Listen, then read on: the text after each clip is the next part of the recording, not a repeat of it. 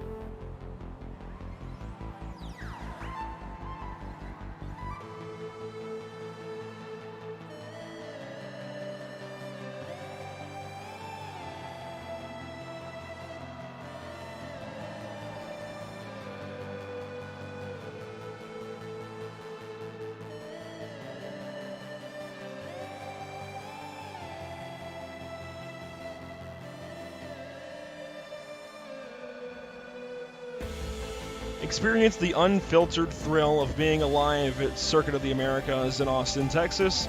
Feel the rush of the world's greatest drivers competing in motorsport's biggest events, such as the F1 United States Grand Prix. That did not come out right. I'm sorry, I can't help but laugh at that one. That did not come out right at all. The Grand Prix, there we go, and IndyCar and more.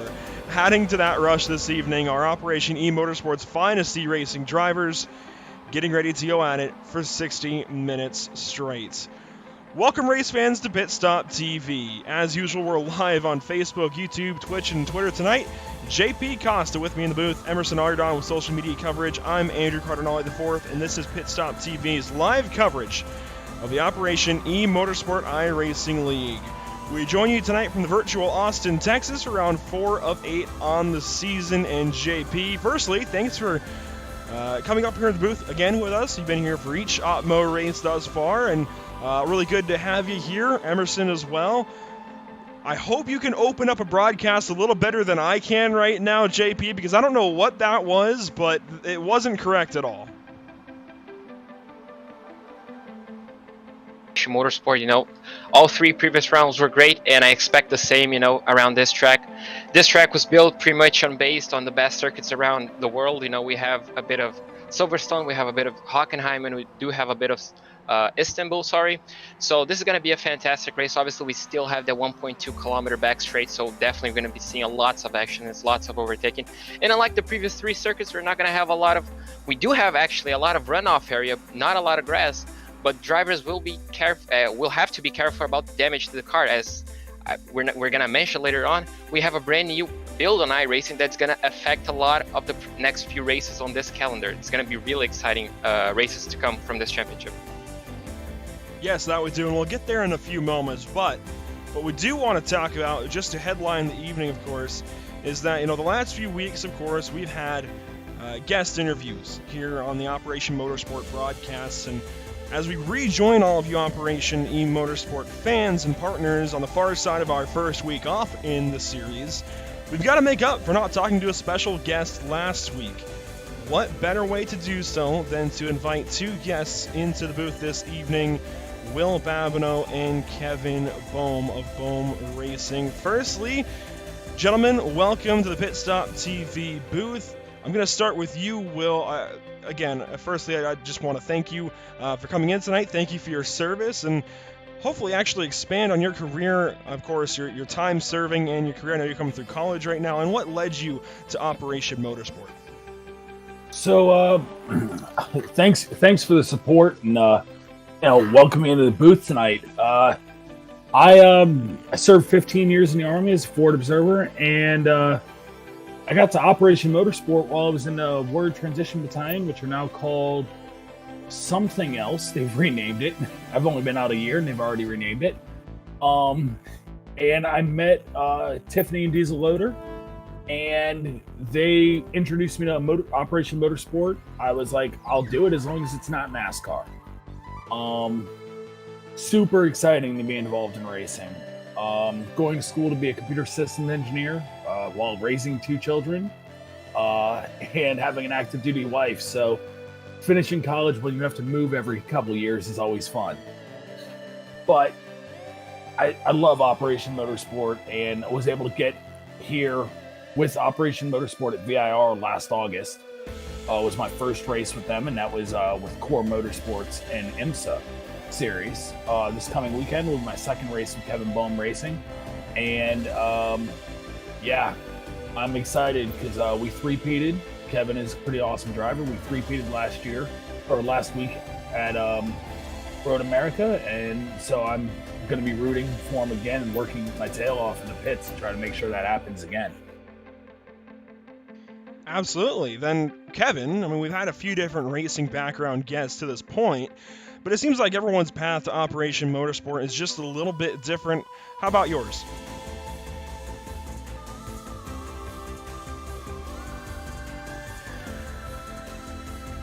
And it sounds like we've lost Kevin here. So, Kevin, I'll give you a chance to sort that out real quick, but as he tries to work that out. So then I'll just transition back over to you real quick, Will. How does working with Operation Motorsport and getting a chance to work in the IMSA Pilot Challenge, work with Kevin Boehm and his race team help you and other veterans? So, in the military, we are able to get everybody's one team. We joke on each other. We crack jokes like any good team does. We are very much a one mission. There's one goal. Everybody's working together, and at a high adrenaline pace. When you're not actively in the military anymore because of being injured or wounded, you lose that. Your military friends kind of they move away, not on purpose, but it happens. So it's a warrior mentality. Racing with Operation Motorsport brings you back to that high adrenaline rush with a huge team environment where even Kevin with a smaller team, it's all team. We have one mission as a team, whether it be Kevin or any other member of the team, no matter what their role or what they're doing, it's Kevin wins the race. We won as a team. We did it together, and Kevin did the driving. That doesn't happen anywhere in what I've seen. Operation Motorsport puts me in a team where I'm back to doing that same task again, and you just can't replace that. It's hard to find when you get out of the military, especially. Absolutely, that's actually rather powerful and a great way to look at things. Moving back over to you then, Kevin, if we can get a copy here. As I asked you before, we've had multiple racing guests at this point. How does your path differ from others as to how you got to Operation Motorsport? Well, I mean, this year is kind of a transition year for me. I've been racing for over 10 years now, and most of that was spent kind of doing amateur racing, a lot of time spent in the Sports Car Club of America, and I've been fortunate to have a lot of success over the last few years, and that kind of led to an opportunity to jump into the professional ranks and try my go at TC America, and we were able to put together a program with CrowdStrike Racing, and they had already had a little bit of a relationship with Operation Motorsport, and we were able to kind of make that connection. And kind of what Will was saying earlier, kind of we're a pretty small team. Kind of, if you remove Operation Motorsport, it just leaves myself, my dad, and my wife as the only team members on there. So it's definitely a huge help to have Operation Motorsport on board. And I think where we're really unique, and Will kind of touched on this a little as well, is because we're so small, each member that gets to participate kind of gets exposed to a lot more parts of the race team, because we have to kind of spread the jobs out so much more because we have so few people. Absolutely. So then you already kind of touched on my next question, which was going to be how Operation Motorsport has helped you and your racing team. How then can you, as a team principal of Boehm Racing, give back and help the vets and everybody else from Operation Motorsport that is given to you kind of as Team 8, if you will, employees, if you will? Well, I mean, my kind of professional background is in engineering, and so I kind of dive really deep into the technical aspects of kind of how to make the race car go fast and how to keep things from failing and things like that. So I try to kind of pass some of that kind of knowledge down to everybody who's involved. So whenever we're doing something on the race car, I try to explain why we're doing it and the kind of process, the exact steps we're doing and why they're all important. And then try to really just frame that up into kind of why all that adds up into a really big picture. And fortunately, Road America was a really good event where all those things kind of added up to winning 3 races in the same weekend, which is pretty hard to do. Oh, that's beyond impressive. Winning 3 races over the same weekend, that's hard to imagine, actually. Now, I want to transition back over to you, Mr. Babineau. In our emails earlier, you mentioned that you're going to college, and specifically for computer systems engineering. How might you be able to apply that to now the opportunities through Operation Motorsport, possibly into a new career? So, I was asked last August what my dream job in racing was. And I knew nothing about racing other than fast cars, go turn left and turn right. Okay. Now that I've been around the sport for a year, I've been to, this will be half a dozen races overall. I'm now at a point where I know what I want to do, and I'd like to go into strategy. Well, computer systems engineering isn't the normal path. I think for me, it's my ambition would be to design my own car one day, and from the computer up. But in racing, I'd love to be the team strategist. What's your dream job? I want to be the guy talking to Lewis Hamilton on the radio on the Mercedes F1 team as their lead strategy guy. That would be the most awesome job in racing. Realistically, be somebody's team strategist someday, and having known how hard the work is, setting tires, setting fuel, now I'm more capable because of Operation Motorsport. Well, all right then, Kevin, I think you've got a new applicant right there. But back over to you, Kevin. I'm trying to kind of think of how to put this into words. How is this going to help your future then, I guess, at Bohm Racing, being able to bring more and more new guys into things that might be entirely new to racing, but willing to just get right down to the grind and work their tails off to do anything they can for you? Well, I mean, really, the kind of main point of Operation Motorsport is to kind of get these guys back into a team environment with one common goal of winning. So in the end, every time we have success on the track, I know that's only possible because of the success that we're having off the track, kind of with the partnership with Operation Motorsport. So in the end, I enjoy kind of giving back and having these guys join and trying to teach as much as I can, and then hopefully at the end of the day we can all share a common celebration because we've had some success, and we can have those successes even without wins. I mean, there's tons of wins that we have off the track even when we don't finish first on the track, but yeah, I mean, it's really just trying to kind of create a situation where we can all celebrate together and kind of find those wins on and off the track and just do that together as a team. I love that answer, because even with a little bit of smaller experience of my own, I know it's just a matter of trying to make that forward progress and always chasing the bigger goal at the end of the tunnel. So guys, I guess a little more short term as far as looking into the future. Of course, we have the GT World Challenge race this weekend at COTA. It sounds like you guys will be participating. Yeah, that's right. Sorry, Kevin. Yeah, I'm actually already traveled to Austin and sitting in the hotel room doing a little bit of studying my notes for the rest of the weekend, but we'll load into the track tomorrow, and I think we're on track for the first time on Thursday this week. So, of course, we're going to get to talk about, I'm sorry to cut you off, but we're going to get to talk about an interesting race here this evening at COTA. You guys are going to have an interesting one as well.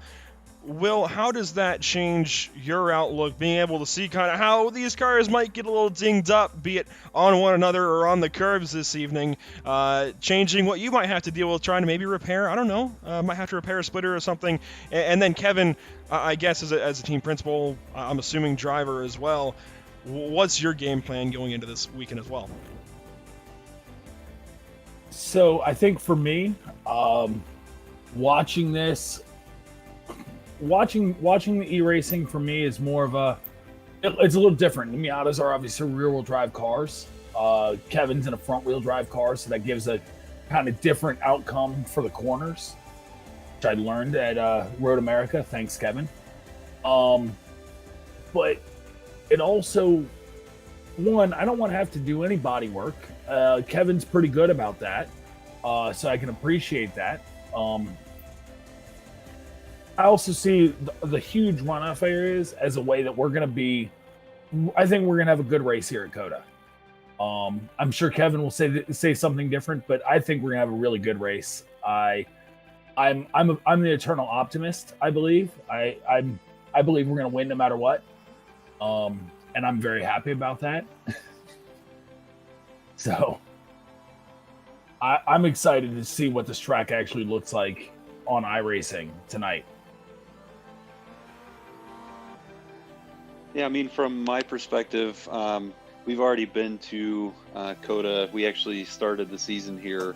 It seems like such a long time ago in early March, before kind of the pandemic hit. So fortunately, this is the only track that I've actually ever been to before with the car that I'm racing this weekend. So I'm kind of coming into the event with the most kind of data and knowledge of any of the races this year. So that kind of gives me a little bit more confidence. But at the same time, the competition is really tough. So it's definitely going to be a tough week here through the practice qualifying, and then we have 3 races total. So kind of the initial strategy is to try to stay out of trouble, because we are doing pretty well in the points. I think we're sitting second, pretty close to the lead right now. So we don't want to have any big issues. So I will kind of mentioned it a little, but nobody hates body work more than I do. So I try to keep the car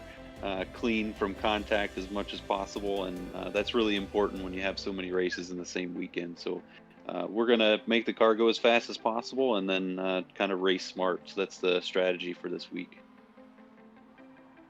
So granted, Kevin, you've got some experience before in COTA, going to new racetracks all season long, probably with some limited practice, I would imagine, just like most motorsports right now. How has possibly iRacing helped? Have you gotten into iRacing at all? Have you used it as a tool to help you prepare for these races ahead? Yeah, I mean, I definitely use iRacing, and I try to join in with the Operation Motorsport guys on here as much as I can.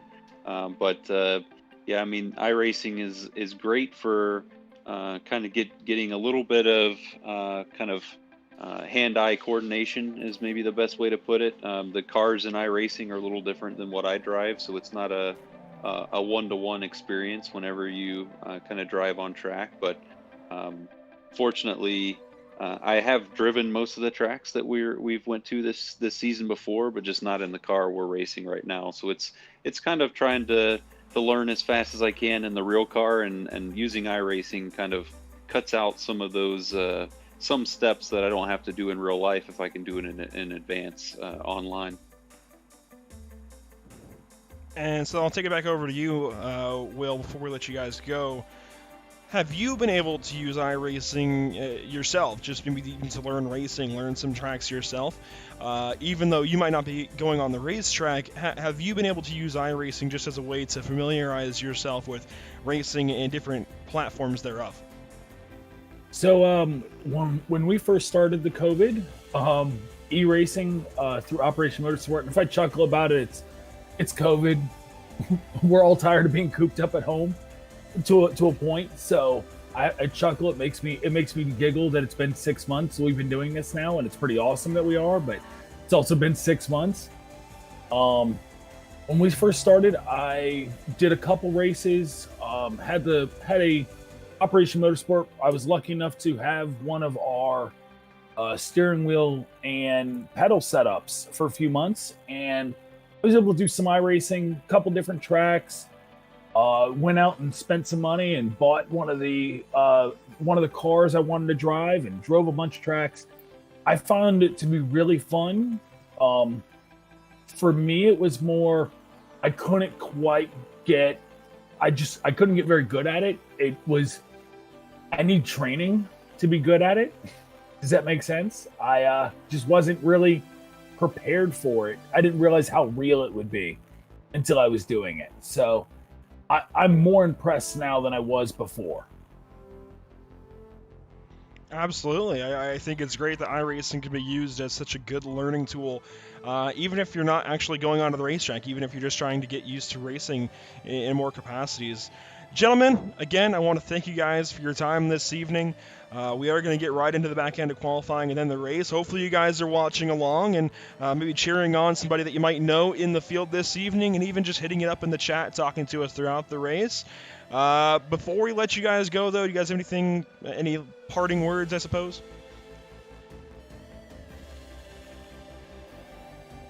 Well, I mean, first of all, I just want to thank you guys for putting on this really professional broadcast, and thank Operation Motorsport for honestly putting this iRacing together. I think this is great and giving a lot of people another opportunity to participate in motorsports. And again, thank Operation Motorsports for even sending Will down to Austin to help at COTA this weekend. So we have a lot to be thankful for, and yeah, it's great to be a participant. And I think for me, it's I'm also super excited that the eMotorsport avenue has gone from an idea to take some time to now this is a thing, this is a big deal, and this is really good because it's another outlet. I have to thank the team principal at Kevin Boehm Racing, Kevin himself, for another opportunity to come down to Austin to see COTA, to experience COTA, but also to work and learn and, you know, hopefully get us back to another set of podiums this weekend. And then I can't thank Opmo enough for what they've done for me, transitioning out of the military over the last 11 months I've been out now, and really trying to transition into civilian life, into my next steps. They've been superb helping with that. And to anybody who is listening who's not sure whether Opmo matters, I mean, there is a lot of us who Opmo has done more than we could ever really put into words. This year's motto is one at a time, on the concept of we're going to reduce 22 a day, and Opmo is doing that one at a time, and I can't say enough about them and how much that matters to me. Absolutely. Again, I appreciate you guys' time. Hopefully that number drops down to 21 and eventually drops down to 0 as well. Again, thank you guys, and hopefully we're talking to you at some point later on. I don't know if that's going to be another guest interview, or if you guys get into the e-racing and get up there for a couple of podiums or something. Hopefully we're talking to you then. Best of luck this weekend, guys. You can follow Kevin Boehm at least at www.kevinboehm.com. I'm sure you have some social media that you can go ahead and plug as well. Yeah, I mean, we try to keep Instagram updated the most, so that's just Kevin Boehm, and then we have Kevin Boehm Racing for Facebook. So those are our two main channels. Definitely check us out. We give a lot of behind the scenes of what's going on at the track, and keep you updated on what we're doing. Sounds good. Again, guys, thanks for your time, and hopefully we'll see you again. Thank you. Have a good night. And so again, that's Will Babineau and Kevin Boehm. Will Babineau, a Opmo beneficiary. Kevin Boehm, a team principal that Opmo has teamed up with. And man, I mean, what else can you say other than, again, it's great to always get to talk to these guys. And I say it so much that it's great to talk to drivers. It's great to talk to these guys who are just connected with Operation Motorsport, but it really is. And it's great to get their outlook on things and how Operation Motorsport has helped them and how they're helping Operation Motorsport even. And man, I mean, all the stories that we've heard so far, there haven't been too many, actually. We're just getting to scratch the surface here, but all the stories we've heard so far connected to Operation Motorsport have really been a treat to listen to, JP. Yeah, exactly. You know, just listening to how many people know how well this has impacted people's lives, you know, providing them with a new chance pretty much in the civilian life is just great. You know, as I said before, I don't have this culture of veterans, you know, here in Brazil we don't have that, so just listening to this and taking it all in and learning everything is just great to be part of this. Now we do have just to the south side of 1 minute to go in qualifying. Chris Walsh currently our pole sitter, surprise, surprise, but the gap back to second is not very large. It's only 2.5 tenths or so of a second from Chris Walsh down to Dustin Burkhalter. You can see it there on your ticker. It's not as large as it might have been expected to be rolling into COTA this evening. Shane Hunter currently in third. Then it's Theo B. Jacob Williams in 5th. So actually, Theo is the highest beneficiary. I know that'll make some fans at home rather happy. I always see you guys over on the Operation Motorsport channel. Glad you guys are watching this evening. Hunter Reeve is our other beneficiary towards the top. Actually, no, not the other one. He is one of 4 others.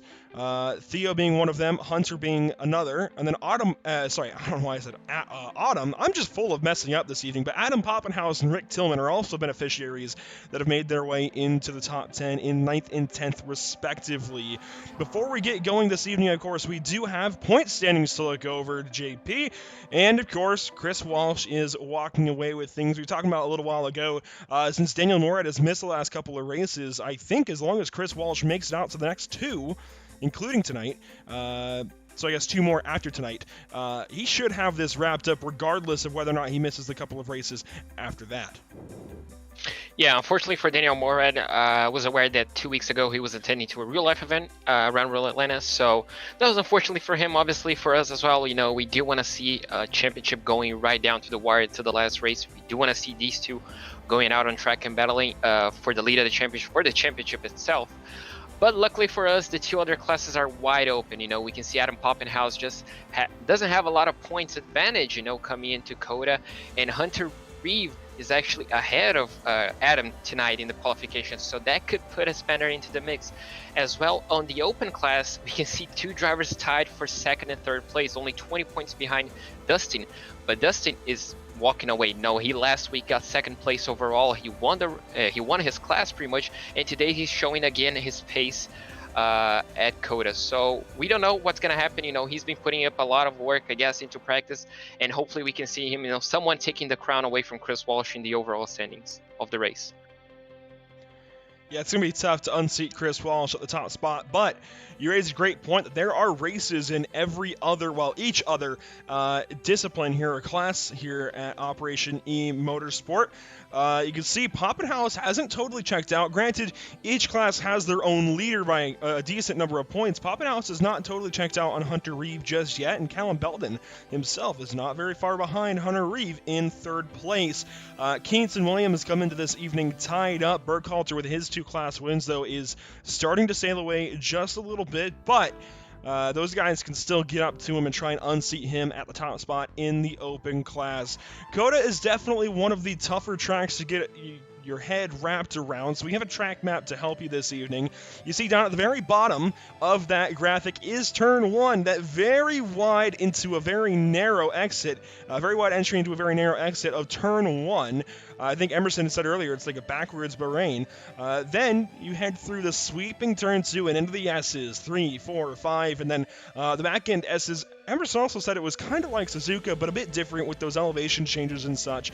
6, 7, 8, and 9. I know you said, JP, I'm backtracking a little bit, 3, 4, and 5, kind of like Maggots and Beckett's from Silverstone. 10, 11, really just straight out technical corners that you've got to nail just right. 10's pretty well flat out usually. 11, definitely a very important hairpin, kind of like turn 1. You head down to the 12, 13, 14, that whole stadium section down there, and it's just a gobbled up mess, honestly, but it makes racing really, really fun here at COTA, and it's a lot of fun to watch. Finally wrap things up with a couple of sharp left-handers, 19 and 20, and that's a lap around Circuit of the Americas. Yeah, obviously a very technical lap. You know, to turn 1 we have 133-foot elevation towards turn 1, so that's going to be, I think it's going to be the prime overtaking opportunity for this racetrack, even though we have that 1.2 kilometer back straight. You know, just the uphill just allows drivers to dive down the inside because you're coming up at a little lower speed, mainly because of Mazdas. Obviously they don't have a lot of power, but also the nature of the track. You know, it's just so wide, you can swing it through the inside, and you can get a lot of moves done there. And obviously the back straight as well is going to be the main those 2 are going to be the main overtaking opportunities as we head into the grid round, as we start where we're going to start obviously the race, the pre-race show right now. That's right. First up, we got to walk down the grid. On pole, of course, Chris Walsh in that number 28. Dustin Burkhalter, the top open driver, to his outside. So Chris Walsh only got that by, what did I say, a couple of tenths, 2.6 tenths, I think, so it's 0.260 of a second. So actually a pretty narrow top 2. Then it drops back a little ways to row number 2 with the 927 of Shane Hunter and the 24 of Theo Brulsema, our first beneficiary in the field. 5th place currently, well, I shouldn't say currently, does go to Jacob Williams here on the grid. Then it's Hunter Reeve in 6th, our second beneficiary in our lineup. Row 4 gives us Christopher Bailey in that number 8 open machine and Brian Burkhart in the number 10 open machine in 8th spot. 9th and 10th throughout your top 10, though, JP, it's Adam Poppenhaus and Rick Tillman, each a couple of beneficiaries. Right, starting off row 6, we have Rick Hazlitt and Jason Leach in all-out open row. In P13, P14 again, in all open row, we have Mark Gray and Glenn Gray in 13th and 14th respectively. Richard Sudduth, which I'm pretty sure it's a new driver on the league, so welcome to him. He's starting P15, unfortunately not the greatest qualifying. And Tim Bernard is starting P16. Now, for what I'm supposing is going to be the absolute surprise of the qualifying session, Daniel Morad didn't set a lap time as he's rocking that Fall Guys livery starting P17. So it's definitely going to be a driver to look for towards the race. You know, we're probably going to see him making a lot of moves, so it's definitely a driver to take an eye for, sorry. And Jay Gleason obviously finishing up the grid again, another driver that hasn't set a lap time. So this again shows the nature of the track. This track is really easy to get off tracks. So qualifying obviously was costly for Daniel Morad as he's trying to hang on to that title fight. But you know, this is going to be a main occurrence thing today in tonight's race. Well, and I think Daniel actually was very late entry. I don't think he got a chance to turn a lap in qualifying. I think he connected towards the back end there. So we'll see how that works out for him in the number 17 car this evening. Of course, we want to thank RECARO for, as always, being a great partner of the Operation eMotorsport iRacing League. Quite simply, whether it's on the track or iRacing, RECARO Automotive is all about making driving safer, more comfortable and more controlled. A driving experience that you can really feel. And RECARO Automotive puts people first every single time. We're already down to that stadium section, JP. A very short formation lap for these drivers to get things started, and it kind of makes things interesting too as a driver, because you don't have quite as long to prepare yourself mentally to get going into that first lap. And of course, as always, 60 minutes on tap this evening. We're going to quickly as well thank Tucson Sound Art, or Sound Art of Tucson. You can go to TucsonSoundArt.com for more information about them. Permanent Makeup and Cryo in Maine, and Whiplash Media for being partners here of PitStop TV. Really appreciate all of their hard work and their support that goes into PitStop TV. It really does mean a lot to us, and it really does help us out in so many different ways. It's going to be an interesting time this evening. COTA always shakes things up. I think back to the Lucky Dog Racing League coming here in their sim racing adventures earlier this year. It was a lot of fun. We saw some drivers run out of fuel and come right down to the nitty-gritty of things. This evening, though, Mazda Miatas for 60 minutes. A pit stop looms in the distance. We're coming across the start-finish line now, and the race is about to get underway. I actually called that one line too early. Getting down to the end of the grid. The green flag flies, the green lights are on, and we're racing at COTA.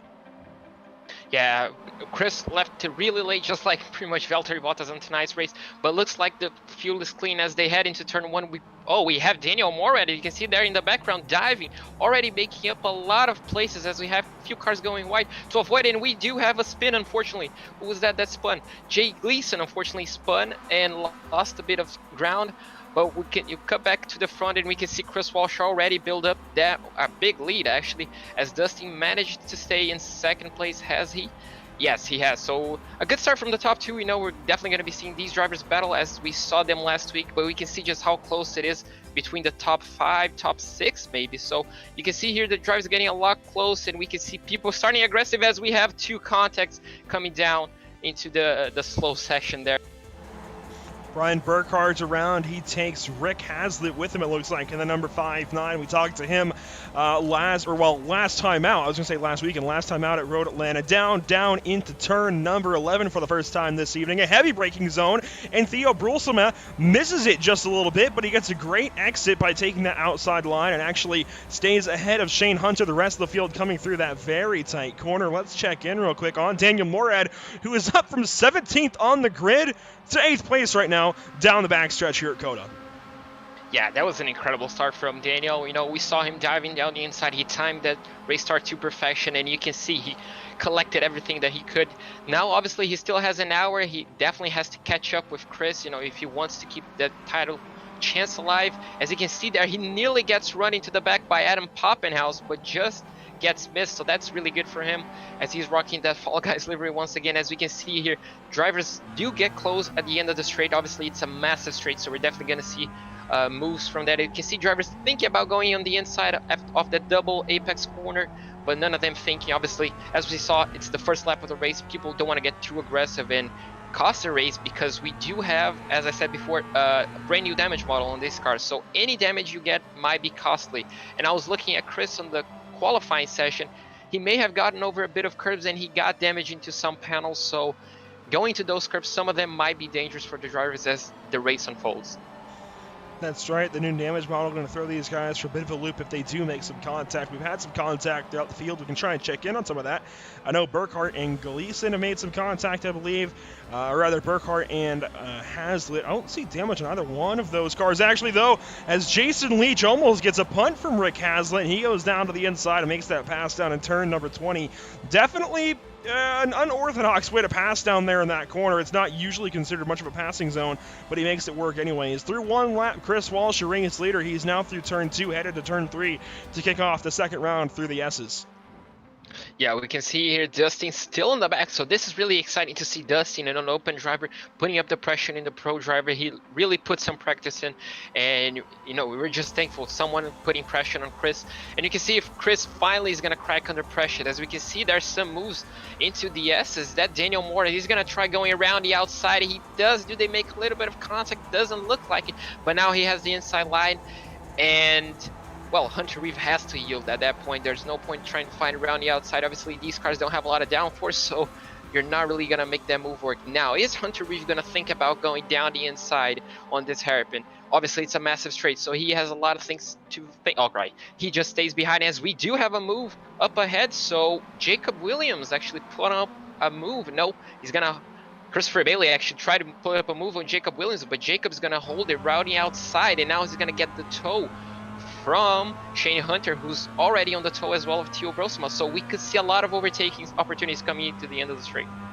Here comes Christopher Bailey. He wants that spot back here in turn number 12, and he's going to try and put a move on that 32 of Jacob Williams once more. Oh! Theo Brosma gets punted by Shane Hunter. He hangs on to the race car, though, and Shane's going to give a lot of time up. We have a bottleneck here going into turn 13. They are 3 wide across the entire racetrack. Morad wants us... Oh, man, contact, big contact there for Daniel Morad. He was trying to thread the needle, and Brosma just hit him in the right door and sent him around. He's trying to get the car restarted. It looks like might not. Well, we'll see. Oh, he gets hit again! Who was that? I'm not sure. I'm trying to make out the car number. He got hit hard right there, though, and that car is definitely hurting. Was that... looks like possibly Glenn Gray. No, the 946, Mark Bray, rather, just got him broadside, and that car is hurting. We'll see if we can take a replay back at all of this, because this is big.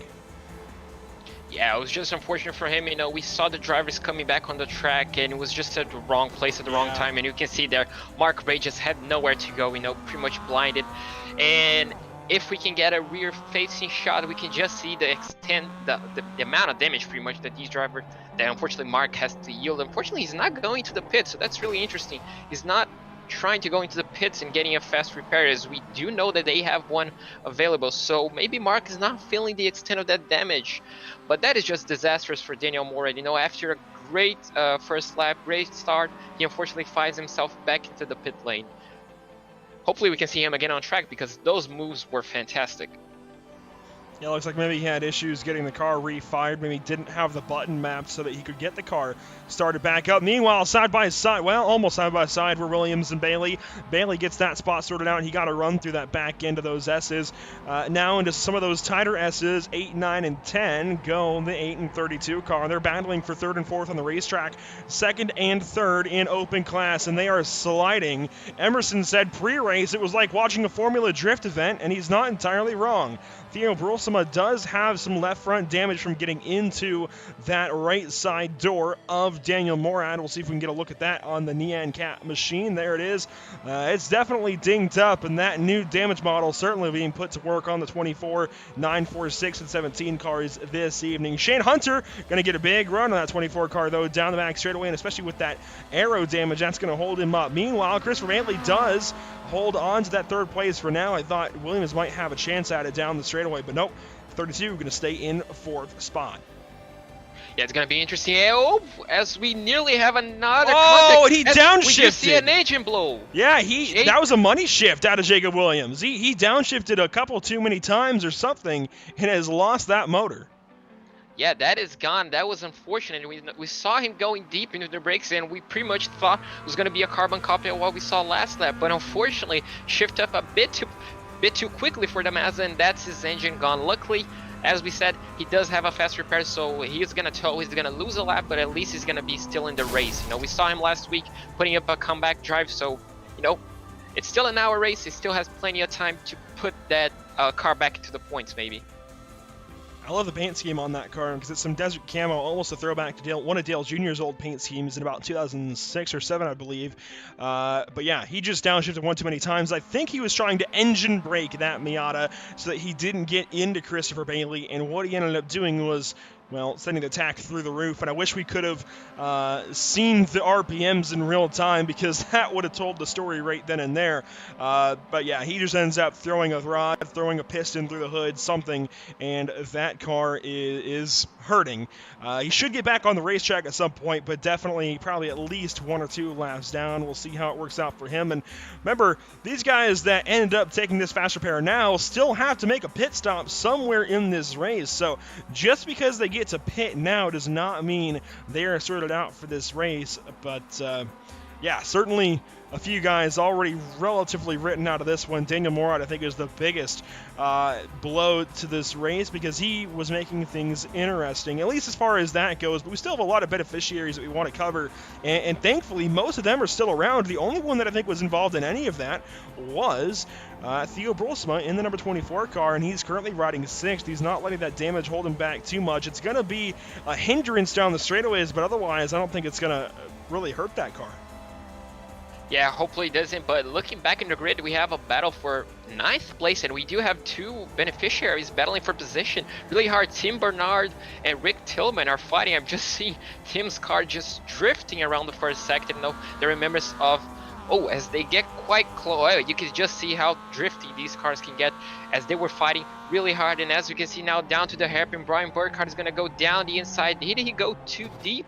Oh, as Tim Bernard actually tries to make the best out of the situation, and unfortunately, Richard Sudduth, I hope I pronounced that right, left the door open, got door banging, and unfortunately lost a lot of places. I'm sure he was trying to size the position back, but unfortunately that didn't happen as he tries to get a bit of a slipstream from Rick Tillman, and as you can see here, there, Jason Leach just has a bit of a drive out of him, so we're gonna see who's the braver on the brakes coming up to this 90-degree corner, and that's gonna be Richard. Is it gonna get it all slowed down? Oh, he does. Oh, Jason does. Oh, yeah, he nearly comes back on the track in front of Glenn Grace, so that was really close. Unfortunately, Jason couldn't get the move stick as he's gonna try to hold it around the outside. You can't really hold around the outside. That is really hard. Unfortunately, he has to yield another position, so trying to make up one position cost him another one. So, you know, heads down, obviously still a long race, and trying to size them up for the main straight. And Sudduth is also a beneficiary this evening, so he is another member of that class. That's important to note that he's racing some of those other guys like Poppenhouse and Brulsema and Hunter Reeve ahead of him. So he was in that battle with Tim Bernard and Rick Tillman, those 3 all for spots. Yeah, and we can see here, pretty sure I just saw Daniel Morad back on the track, so that is good to see he's back on the track, you know, not giving up, you know, just from the spirit of the thing. Obviously, I'm not sure if he's just going to let everybody pass. Obviously, he does have the blow flag being waved at him. Yeah, he's going to let everybody pass, so he's not going to get in the way. He's not going to be battling these guys for position a lot, I'm not sure. But it's good to see him back on the track. Hopefully, he can put a few moves, even though they're not for position, you know, just on the spirit of the thing. And back on the lead, Chris just, well, checked out. He's already 3.6 seconds ahead of Dustin. So it's going to be interesting to see if Dustin can pull that gap back during the pits. And looking back on the grid, we still have a battle, what is essentially for fourth position actually. So Hunter Reeve holding up for that class win on the beneficiary on fourth place and trying to close on Christopher Bailey, who unfortunately has not checked out, just a little bit of a gap, enough to not give him the slipstream on the back straight, sorry. We have 3 cars further back all battling. Sudduth, Gray, and Leach all on top of one another. Sudduth, one of the beneficiaries this evening. Glenn Gray, one of the open drivers, along with Jason Leach. So these 3 all in a row, only separated by a few tenths apiece. Sudduth in 12th, Gray in 13th, and Leach in 14th. And suddenly, Gray and Leach are on top of one another. Down at turn 11 they will go. And we saw Leach be heavy on the brakes, but a little bit late on the brakes the last time into turn 12. We'll see what he can do this time around. He leans back in 11 to try and get a run out of the corner, but clipping that apex did not help him. That actually kicked the car sideways, and he had to wait for the car to settle back down, play it back down before he could get on the throttle, so that's going to hurt him. Meanwhile, Glenn Gray is going to have a big run up to Richard Sudduth. We'll see if he can actually get there or not, and it doesn't look like he will this time by... No, he's going to be way too far back into the braking zone. But, Richard Sudduth, big mistake into turn 12. He's going to go very wide and give up at least one spot. Does he come back over into Gray? No, he lets him go by. Meanwhile, here comes Jason Leach. He wants another crack at that number 9 car. Yeah, unfortunately we're seeing a lot of drivers going deep into that corner, so maybe it's just a little bit hard to spot the braking zones. We're not really sure what's happening, but they're using the pretty much the exit track that they have to full advantage, but unfortunately that cost Richard his position. But now we're gonna see he's being put under pressure by Jason. Let's see if Jason can line up a move on what is pretty much a replica of Istanbul's turn 8, that iconic turn. Unfortunately, he can't really get close, but I'm sure he's gonna try lining up for the main straight. As you can see just how deep he goes into braking, but unfortunately misses the apex. But we're seeing a lot of drivers, not really nailing a lot of the braking zone, not really nailing a lot of the corners. So I'm not really sure what's happening. If maybe the new tire that the Mazda got maybe got a little more tricky. I'm not really sure. But unfortunately, Jason doesn't look like it's close enough to try to make a move onto turn 1. And JP, Armand Tilke's tracks are rather infamous in the racing community. They aren't always liked, at least by fans. But I will give him one thing. They're always difficult to drive, it seems like. He definitely reuses a lot of the same elements, but that's what makes the track so difficult that he does design, and that's what's holding these drivers up, I think. He's pulling elements from other tracks and putting them in new ways that are really throwing these drivers for a loop, even in Mazda Miatas that are usually seen as a rookie car in road racing. It's still tough, and it's throwing these guys for a loop. Granted, you do mention the new tire model updates. They have changed these tires just a bit in the new September release here at iRacing.com, so that does change up the handling and the characteristics of these cars. But, as they all get sideways through turn 10 right there, it's still the same principle. Sorry, that was turn 9, not 10. It's all the same principles, realistically. It's just a matter of putting it all together in the right way and what you need to focus on in that given instant. Yeah, exactly. As I said, this track has a lot of pretty much carbon copies, essentially, of European tracks, but they're put in a way that pretty much can mess with the driver's head. This is a really fast circuit, but has a really slow pretty much infield zone right after the back straight, so it really puts the driver, you're really coming in at high speed towards a heavy braking zone. You can make a little mistake, and then you go really slowly, and then you have really long curves, that pretty much extend themselves, and then you have switchbacks. So it's a really mixed out track. I love this track, personally. I really like it. I feel like it's well done. And it just throws the drivers. As we can see there, Jason again making a few mistakes. So as you come towards that big braking zone, obviously you're trying to be as brave as possible, but sometimes mistakes happen, and we're seeing that from these drivers. A few of them are faster around the S's, some of them are faster on the high speed corners, some of them are better on the low speed corners. So it really puts a spanner in the mix and really helps driver to excel in what they're great at, what they're most comfortable at. I will say, I certainly prefer being up here and watching the race and getting to call it than being in the race, because I'll tell you what, this place always throws me for a loop as well. And here comes Glenn Gray. Well, sorry, that was Richard Sudduth onto Glenn Gray into, what was that, turn 13, turn 14, somewhere in there. I lose count sometimes through that stadium section. I think it was actually, Oh, is that turn 19? Jeez, I'm all kinds of off this evening. Jason Leach now gets a run out of turn 20 at Glen Gray. We'll see if he can get to him this time at a turn number 1.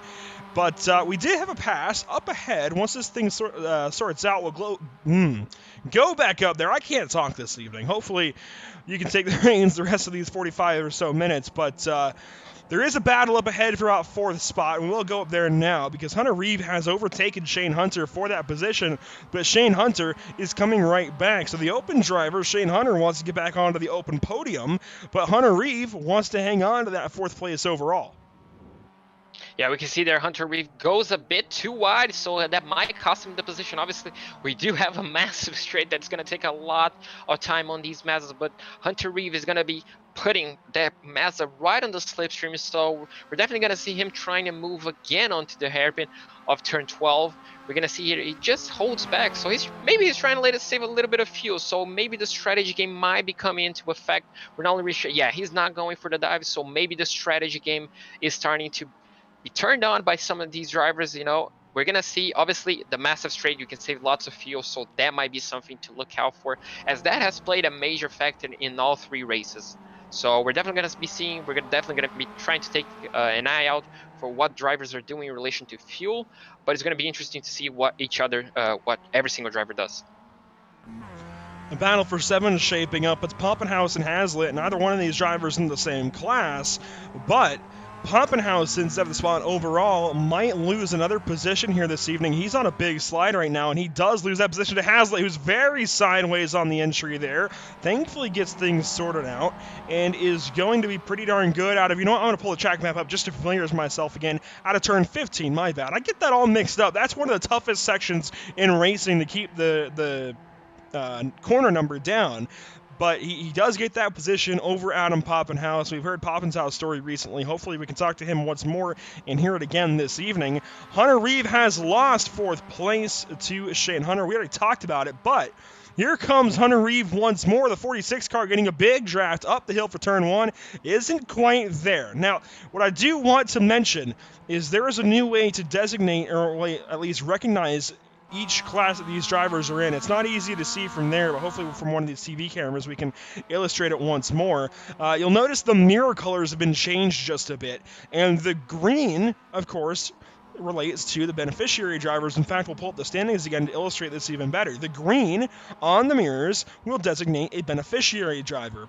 Blue is pro, and yellow is open. Not every paint has been updated just yet, JP, but it's a great way for us and everybody else to recognize which class everybody is in.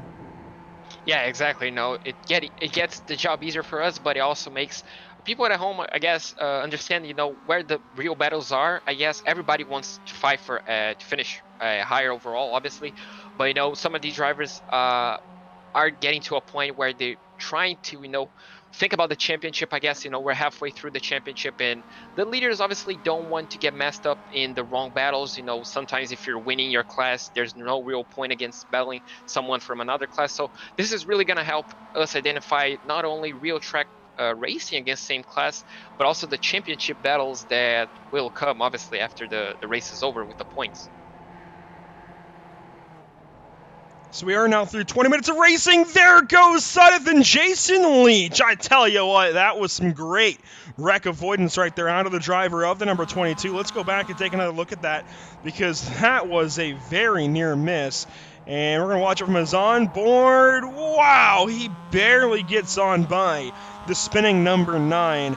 Richard Sudeth does go around. He loses that 13th position overall. Does not lose a spot in class, though. He is, unfortunately, the last of the beneficiary drivers here this evening. In fact, you know what?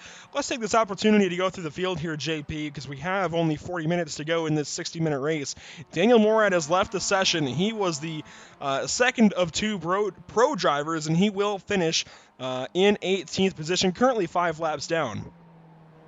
Yeah, But just ahead of for- him, just ahead of him in the 946 is the 17th place driver of Mark Gray. He is the last of the running cars. Jacob Williams, another open driver, just ahead of him in the number 32. After his incident, he is 16th spot. He is 1 minute 42 seconds back, but Mark Gray is a minute 56 back. These guys still have 40 seconds almost to lose to the race leader of Chris Walsh before they go a lap down. Jay Gleason is 15th spot in the number 6 car, another one of those open drivers. We already talked about Richard Sudduth. He is the final beneficiary in the field in 14th overall. Jason Leach currently 13th overall in the number 22. He's one of the open drivers as well. Glenn Gray, another open driver. He currently sits in 12th spot in the number 45 Green Machine. Tim Bernard, another beneficiary, currently riding 11th. Rick Tillman just ahead of him, the first beneficiary in the top 10, and he is 10th overall in, let's see, going to try and count them up. 1, 2, 3, the 4th beneficiary driver in the class. And Brian Burkhardt, 9th place, the first open driver in the top 10. Adam Poppenhaus trying to put pressure into Rick Haslett and trying to get that 7th place. That is obviously, Rick Haslett. Oh, they switched. Oh, sorry about that. So Adam Poppenhaus has switched with Brian Burkhardt. So Brian has passed him for 9th. I apologize for that. It was my error. Rick Haslett still holds P7 as an open driver. Theo Brosema actually in 2nd place of the beneficiaries.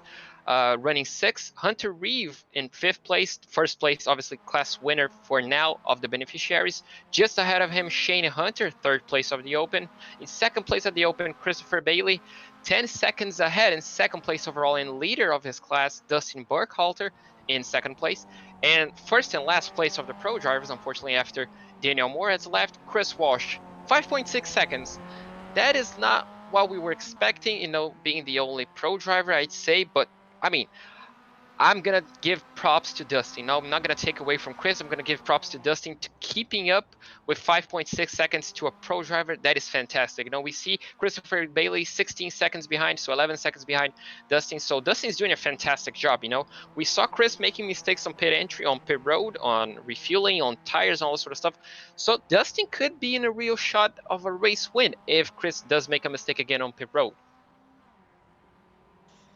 Absolutely. I mean, this race is still certainly open in many different ways, I think, through the entire field. One little mistake that compounds into something much larger could really change the entire complexion of this evening's event. Before we go any further, we're nearing about 36 minutes to go in this race. I want to mention RECARO once more and the fact that they put a lot of support into this Operation eMotorsport iRacing League. An ergonomic sitting position means a comfortable position. With perfect seat contours and innovative features that support your body, RECARO Automotive makes driving fun, be it on the road or the racetrack. And they really have put a lot of time and effort in helping Operation eMotorsport get this E-Series going. Chris Walsh does currently lead, and he's got 6.5 seconds now to Dustin Burkhalter. That gap is widening. We have a few pop-up battles throughout the racetrack, though, almost like pop-up showers. Jason Leach has got by Glenn Gray for 12th spot, and now Glenn Gray sits in 13th, and that gap is widening just a bit now, 1.15 seconds here, JP. A few battles coming and going throughout the evening, and we're going to see more pop up throughout the rest of the race. Yeah, Jason Leach actually got passed under the straight, so it's cool. Good to see him pass. Now he obviously has to chase Tim Bernard. It's gonna be a difficult task. Obviously, they're a bit further apart, 5 seconds around there, but we can see just how sideways these cars do get on the S's. We're gonna see that, and car control is essential as Tim Bernard is pretty much doing a drift stage at this point. Unfortunately, if you miss an apex, you're gonna have to pretty much throw the car into the next apex. And we just see how challenging these cars are. We're not sure if because of the tire model. Unfortunately, I haven't driven them yet around this track, so it's really interesting to see how much the drivers are struggling with grip, especially on high-speed corners, especially on rate transitions from left to right, right to left. It's really interesting to see how the car is handling and how much control these guys have. Obviously, we've seen a few spins due to that, but overall everybody's keeping the car pointing in the right direction. So this just shows the challenge of the track, just like we were saying before. You put a section of some other tracks next to other section, just puts a challenge on the drivers, and some of them adapt better than others, and we can see here just how difficult it is.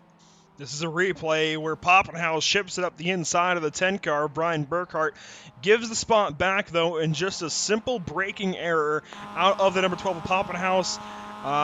Looks like he just misjudged it and goes flying up the inside into the number 10 pretty hard, damages both cars just a little bit, but does give that spot right back to Brian Burkhart, the open driver. So Adam Poppenhaus, he had been on a tear as of late, and in fact, we'll bring the standings back up. He leads in the beneficiary class, but this evening, not a very good week number 4, and hopefully on the far side of this first half of the season, hopefully he can get things back into the right direction. You see him slide out of turn number 20 and go across the straight.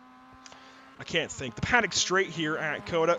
We are nearing the opportunity for these drivers to pit. In fact, Mark Bray, well, no, my bad. That's actually pitting from their instance earlier on. So we have not had anybody come in for their fuel stop yet, which really surprises me. I thought these guys would have tried to undercut it just a little bit and try to come in a lap or so early. We might still see them come in this time and pit just to the north side of halfway here in this race.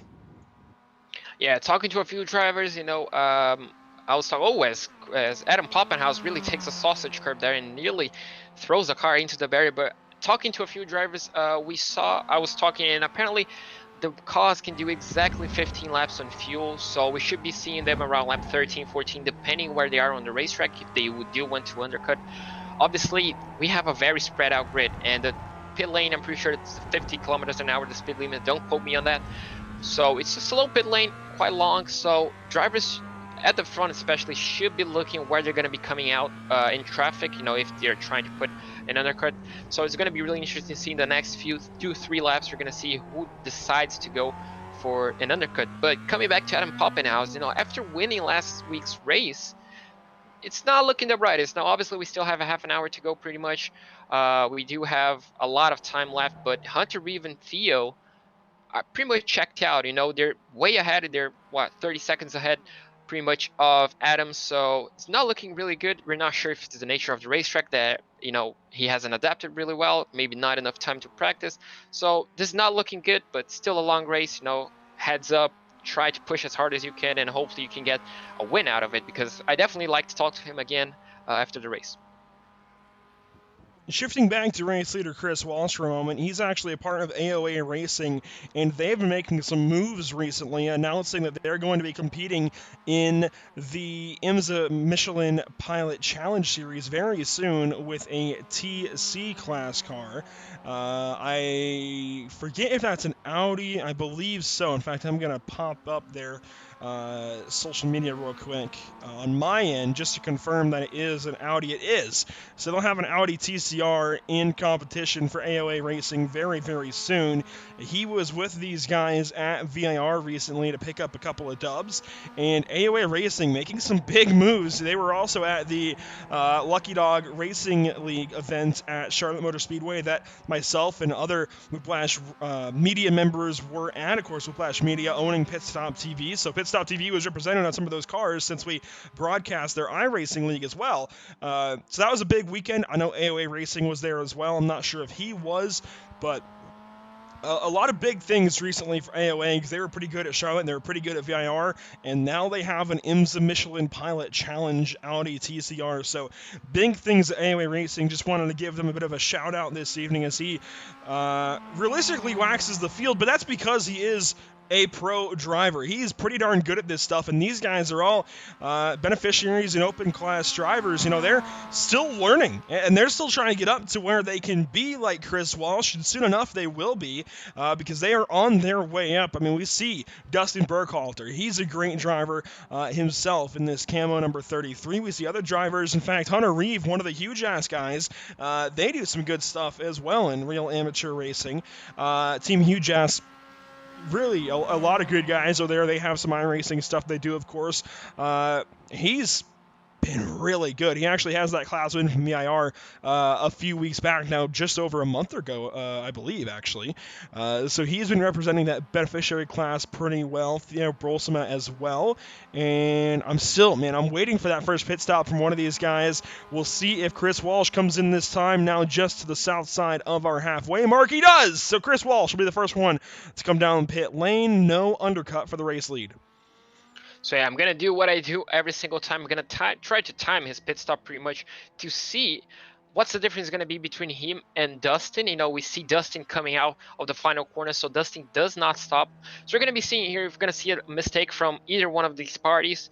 Hopefully we do. I'm not gonna lie, hopefully we do, so we can see a lead change or maybe a lead battle as Chris stops right now to go into the pit. So now Dustin really has to put the pedal to the metal, sorry, to try and get that the overcut actually to work. You know, there's still lap 13, so he should have 1 or 2 laps of fuel left on the tank. And you see him dropping some positions here as drivers go on by him. Nobody else pitting this lap just yet. We have some drivers going on by. Let's see, I'm trying to find the split. So this will be the next driver to come in if he does, Brian Burkhart, and he does elect to come down the pit lane.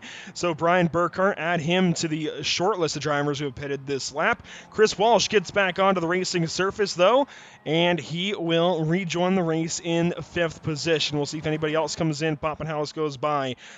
Tillman, does he come in? He does not. Tim Bernard just might, though. Dustin Burkhalter already through turn 10, down to turn 11, and he's got quite a gap back to Chris Walsh, but he came in about 9 seconds back of the leader. So we're gonna see if Dustin has anything, you know, if he maximizes time on entry, on exit. Obviously, these cars don't have speed limits on the speed limiter, sorry, install on them, so it's all down to the foot. So obviously, you have to be careful to not get any penalties on racetrack. As you can see there, the number 10 of Ryan Burkhart also in the pits. He was battling with Adam Poppenhaus, if I'm not mistaken. So that's going to be another battle that we should take an eye out. We should keep an eye out for. And now as he goes on his way to try and make the undercut work on Adam. Oh, sorry, the speed limit is actually 60, so I was a bit wrong early on, as I said. So Dustin is actually coming up to the last sector here, so it's only a few sequence of corners that he should be aiming for. We're going to see if he's going to be doing the straight up overcut 1 lap, or he's going to be going for a slightly longer one. You know, the car is obviously very light at this point, so it should be the fastest that the car should get. So we're definitely going to be taking a night out for him. And I would imagine that Burkhalter would come in this time by. You don't want to go too much further on fuel. Granted, these guys, I don't know if they're changing tires. I'm not really sure if they would be or not, because tires are extra time here in these Miatas, and time is everything. So I'm not really certain if these guys are going to take tires this evening. Burkhalter will go at least 1 more lap. He stays out onto the racing surface. So we'll see as these other drivers come by. It's 14 seconds all the way back to Christopher Bailey, but we'll see if they do come in. Shane Hunter currently in 3rd. He was 4th before this round of pit stops got going. Hunter Reeve as well. I hear... was that one car leaving or exiting? I heard the new beeper that they have here on iRacing in the ambient audio sounds that they've added to the service, and it keeps catching me off guard every single time I hear it. Yeah, it's definitely a new one. It took me time to get used to it. Obviously, I found it weird when I first raced, but it's definitely a new addition. As we can see, unfortunately, a bit of contact. Jason Leach and Tim Bernard. I was just going to tell that Jason was going to go for a move, but unfortunately, they made contact coming up to turn 12. Again, we saw that same place causing trouble for the drivers. Really heavy braking zone, as we can see. I'm pretty sure Jason has a bit of damage on his front end. Yes, he does. So the new damage model really showing up its class. You know, we obviously have a lot more detailed damage and maybe even more damage for Jason. So that was unfortunate for him, you know, a bit too late on the brakes. Unfortunately lost the braking point, probably got target fixated onto Tim Bernard. But, you know, it's racing. It happens. Heads up. We're going to see if both of these drivers are going to be making the pit stops. Jason should be taking the fast repair in order to get that car ready and set. As we can see, there are another couple of drivers on the pits, Theo Brolsema as well. So these drivers are going to be trying to take a look at Tim Bernard. Also is going to head into the pits. Theo takes tires. See that car drop back down off of the jacks. We'll see if Hazlitt does. Yep, he takes tires. Poppenhaus, I think I saw. Well, we'll see if he takes tires here. He's a little bit later in the pit stop. Yeah, I think he does. Maybe take tires. Yep, he does. Brolsema will exit. And actually, there was, I think Brosma had an issue exiting because it restarted his pit timer. Regardless, Tim Bernard also will come down the pit lane. It looks like these drivers are opting to take tires, though, JP. I'm kind of surprised by that, if I'm being honest. Poppenhau is a little bit late in the pit lane. He's going to take some time. I know he had some damage to repair, so I think that's the cause there. Tim Bernard in his box, he'll take tires. Yeah, it looks like a pretty tame pit cycle other than that, though. Yeah, it's really surprising to see these drivers taking tires. We didn't see Chris taking tires. I'm not really sure if he did. I timed his stop, but I really didn't pay attention if the car dropped. I'm pretty sure he didn't. So it's really interesting to see maybe the new tire model, you know, in relation to this track, maybe because we're seeing a lot of drivers getting sideways on this track as Dustin's now heading into pit road. We're seeing a lot of drivers getting really sideways on this track, you know, so maybe that's playing a factor into tire wear. Maybe the drivers are not feeling as confident, and obviously new rubber, you're going to go fast, so maybe that put the confidence back into some drivers to push again and maybe go for moves that, you know, for some reason they lost confidence in. So it's going to be really interesting to see how these drivers that took new tires are going to fare out at the end of the race, you know, as the second half, pretty much the last 20 minutes are going to be taking part, as Dustin is going to come right now into his pit road. So I'm going to be timing it to see if anyone gained or lost a little bit of time in relation to the other one. While we watch his pit stop, I want to talk about Tucson Sound Art, your picture, your music. You provide the image you want, we will custom create a beautiful framed high-quality canvas with a built-in Bluetooth speaker. It's going to be Shane Hunter entering the pit lane. With Sound Art, though, you get the best of both worlds. Visit TucsonSoundArt.com for emotional info, additional info. There goes Burkhalter away from the pit lane. He'll get back onto the racing surface and will fall right into P2. How far back, though, of race leader Chris Walsh? 10 or so seconds, a big gap. Shane Hunter waiting to leave the pit road.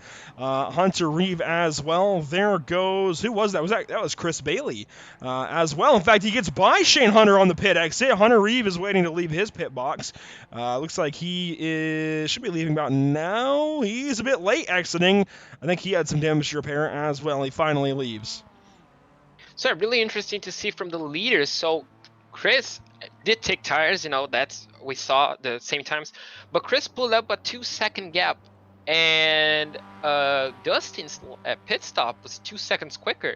So you can see the new rubber, just how much effect it has on these tracks. So it should be an eye out. We should be taking an eye out for that in the next few races. You know, if they do need to start taking tires, this is going to be an entirely different race from next week on. So, you know, new rubber is clearly quicker. You know, we saw Chris did a 35.9. We're going to be taking a look at Dustin's next lap time, obviously as a flying lap.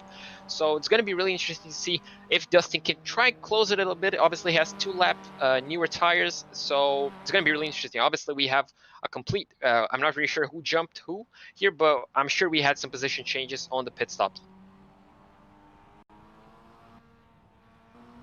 We also have Tillman, Leach, and Sudduth in this time for service, and Sudduth is going to remain as Leach and Tillman pull away. Sudduth, one of the beneficiaries, Tillman as well. Bernard should be coming by to take that position back from Richard Sudduth, though, here shortly. One interesting thing for me as I watch these guys all leave their pit box and such, and yep, Sudduth does drop down to last place currently in the race. I think everybody aside from Jay Gleason has made their way down the pit lane, and yeah, Jay Gleason, the last driver that needs to come in. But anyways, what I think is interesting is that they are really, my train of thought just escaped me. They are very all over the place in their pit stop times. I know there's some damage to repair for some of these drivers, but realistically, when it comes to these Miatas and you have that fast repair especially, you don't need to wait on that repair.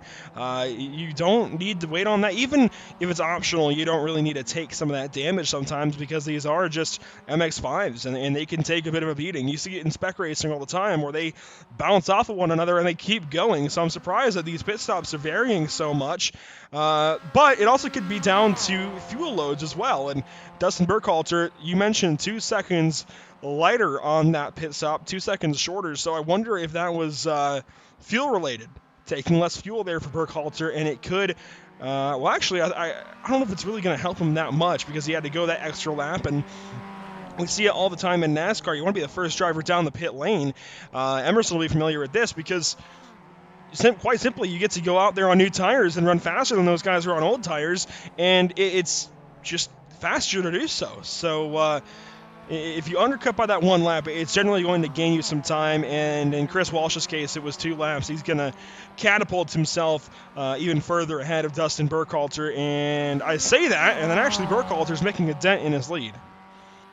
Yeah, I know it's not only on NASCAR. Obviously, we try to see, as we can see, Shane Hunter is trying to make a move for overall 3rd place as he nearly gets that move done. Christopher Bailey bravely holding around the outside. Beautiful defense by him. As coming back to your point, you know, in rule of motorsport, I guess you always want to try getting the undercut. Obviously, you're coming up on new rubber all the time, as I'm going to have to stop that again, as Shane Hunter is going to try to go down the inside for the hairpin. Is Christopher Bailey going to try to hold it around the outside? He doesn't, so he's going to try to get a cutback move. As you can see here, he does get a good exit, but unfortunately he's probably going to be setting back and trying getting a slipstream. You can see he's very close, you know, pretty much bumper to bumper, as they're going to be heading down towards turn 12. You can see there Shane going extremely defensive to not allowing Chris any chance of the slipstream, any chance of getting the inside line, but Chris has so slight, it looks like he has a better final speed. But as they're going to head towards turn 12, Chris gets all out of shape on their braking, but he's going to try to holding around the outside. Shane leaves the room, Chris goes a bit wide, and are they going to be, oh, they're still side by side, oh god, as Christopher drifts around the corner, drifts around the apex, and gets the move done on the inside. So he holds on for 3rd for now, as they're heading into pretty much the stadium complex. Shane is going to be lining up a move on the inside. He unfortunately doesn't get the car turned in all the way, but he does get a sniff of the inside line, as they're going to head it towards the complex of the continuous right-hander, as they're still battling for position. So this is probably the best battle we have on the racetrack, as Shane now gets a good tight line. He's going to be trying to put that nose in. Is he going to go for the outside or the inside? He's going to be sticking back. He's going to be braking a little bit early, trying to get a better exit. He's not letting me breathe a lot. But as now Christopher Bailey goes a bit wide, he's going to compromise his exit. Shane is going to have a look down the inside. He brakes later. He's going to go down the inside of the final corner, and he gets the move done. Thank you. That was brilliant racing from both of them. That was incredible. Amazing heads-up racing from these couple of open drivers, and Hunter, of course, gets that spot over Bailey for now, but that could narrow itself again here soon.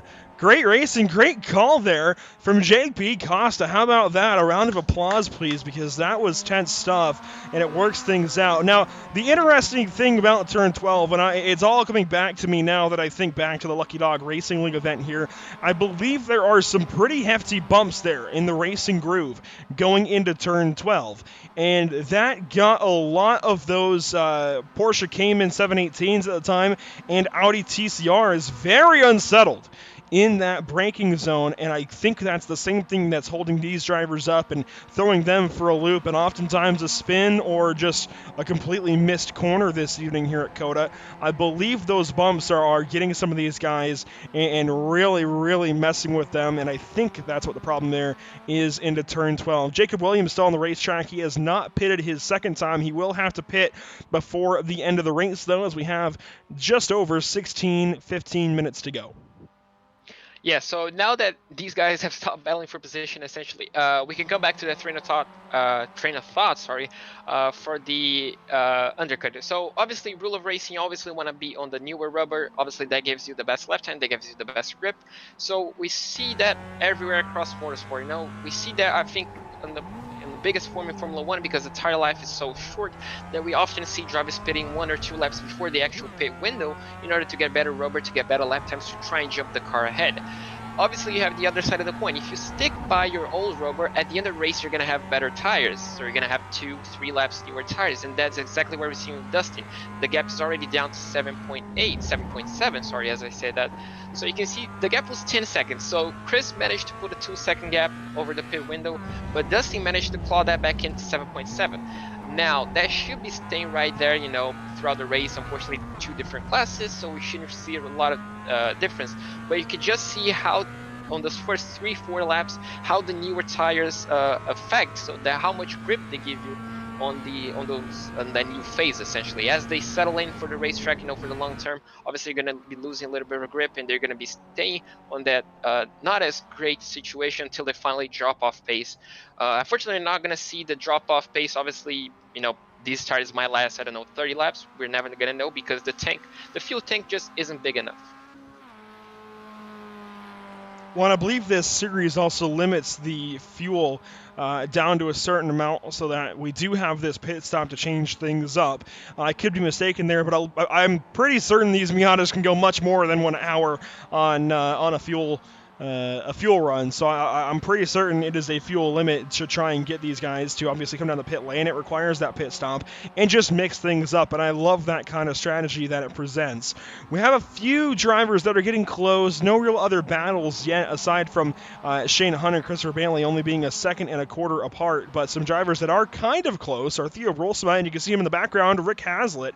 So these guys could come together here soon, and Rick Hazlitt has been on a tear since his early race woes, and he is currently up into 7th spot. He is the 4th open driver in line, 7th overall. Brian Burkhart is next behind him. He's currently in 8th spot overall. A couple other drivers that might be a little bit close here shortly, Richard Sudduth and Tim Bernard. We're looking at Tim Bernard right now, and the gap up ahead is about 3.8 seconds or so between those two drivers. That could be a battle hopefully soon.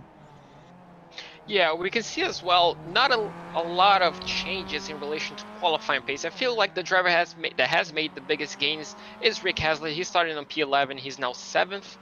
But other than that, we obviously have Christopher Bailey also starting in 7th and is now in 4th. But other than that, our top 3, it's the same as qualifying. So it's interesting to see how these drivers, the pace from qualifying is actually translating into race pace. We don't often see that. We see some drivers feeling better on race pace. They can put more consistent laps, all sorts of stuff. But it's really interesting to see, pretty much the whole field has stayed within that qualifying position. So obviously we do have a bit of a gap here and there. We're not seeing that, close racing that we saw past 3 weeks ago. But, it's still a lot of pressure on the drivers. A few mistakes, and the guy that you just pulled a 4-second gap is right on your tail. Yeah, it's easy for one mistake here to lead to another, because as soon as you're out of rhythm, Circuit of the Americas makes it really difficult to get back into that rhythm. It's just such a technical racetrack that once you're out of it, it's hard to get back into it. Now, we've seen a lot of these drivers run wide or even shallow sometimes and mess up their rhythm, and somehow they get back into it. But still, believe me, it is tough to make a mistake and keep with it and not let that mistake be bigger than it really is. Most of the field very split up. You can see on the left side of your screen that ticker. Everybody's separated by quite a few seconds, but we are definitely keeping an eye on these battles. I want to quickly go from the back to the front one more time. Mark Bray in 17th position currently. We saw his issues where he got into Morad really hard, and Morad actually is our last of the drivers. Looks like he has left the session, though. 16 currently laps down in 18th position. Mark Bray is the next driver ahead in 17th, as I mentioned, in the number 946. Jay Gleason up ahead of him in the number 6, just not having the night that he wanted. Currently running in 16th. Tim Bernard currently, actually, he is suddenly on Richard Sudduth. I didn't even notice this battle getting close. I think Sudduth just had an issue, and they are suddenly battling for 14th position. So we'll stick with this one, JP. Yeah, I was looking at the lap times. It looks like Richard made a mistake, obviously. His previous lap was 2 seconds slower than Tim's, so we're gonna see Tim diving down the inside. Tim is very brave on the brakes. Is he gonna get the car all slowed down? You can see the car just getting very out of shape, but he can hang. Actually, he managed to stick around the outside. That was incredible. As you can see there, Richard trying to hold around the outside. Now he has a better line. He has a chance of holding back around the outside, but unfortunately he doesn't. Let's see if he can get a good run into this double apex corner. He's going to slot back in, and it looks like he's not going to challenge right now as Tim goes wide once again. So being brave on the brakes is not really paying off as well. Actually, it is. He clearly stayed ahead, but Richard's trying to put a bit more pressure. Maybe the tires are gone. We're not really sure. Obviously, this is the first race we're seeing on this new tire model, so we do not know how the tire condition is. We do not know if they're just falling off the cliff. Obviously, we're seeing a lot of drifting from these drivers, and drifting is not good when you're in a racing situation. You obviously don't want to drift, as Chris Walsh now finds himself in the back of these two battling for position. Luckily, Richard lets him get by, and also does Tim, but Tim maybe actually not the greatest place to let the leader by, but now Richard's going to have a great run into turn 1. That is what we're talking about. 133 foot of elevation. Tim is going to do the right thing. He's going to go defensive and is Richard is going to be brave around the outside. Obviously, he has to be careful because the leader is right around his corner. Oh, he actually does get a move on, and Tim has to back out of it. So that was, changing positions back and forth. We should be seeing this towards the end of the race, hopefully. So Sudduth gets that spot back. That's her 14th, and they do go one lap down.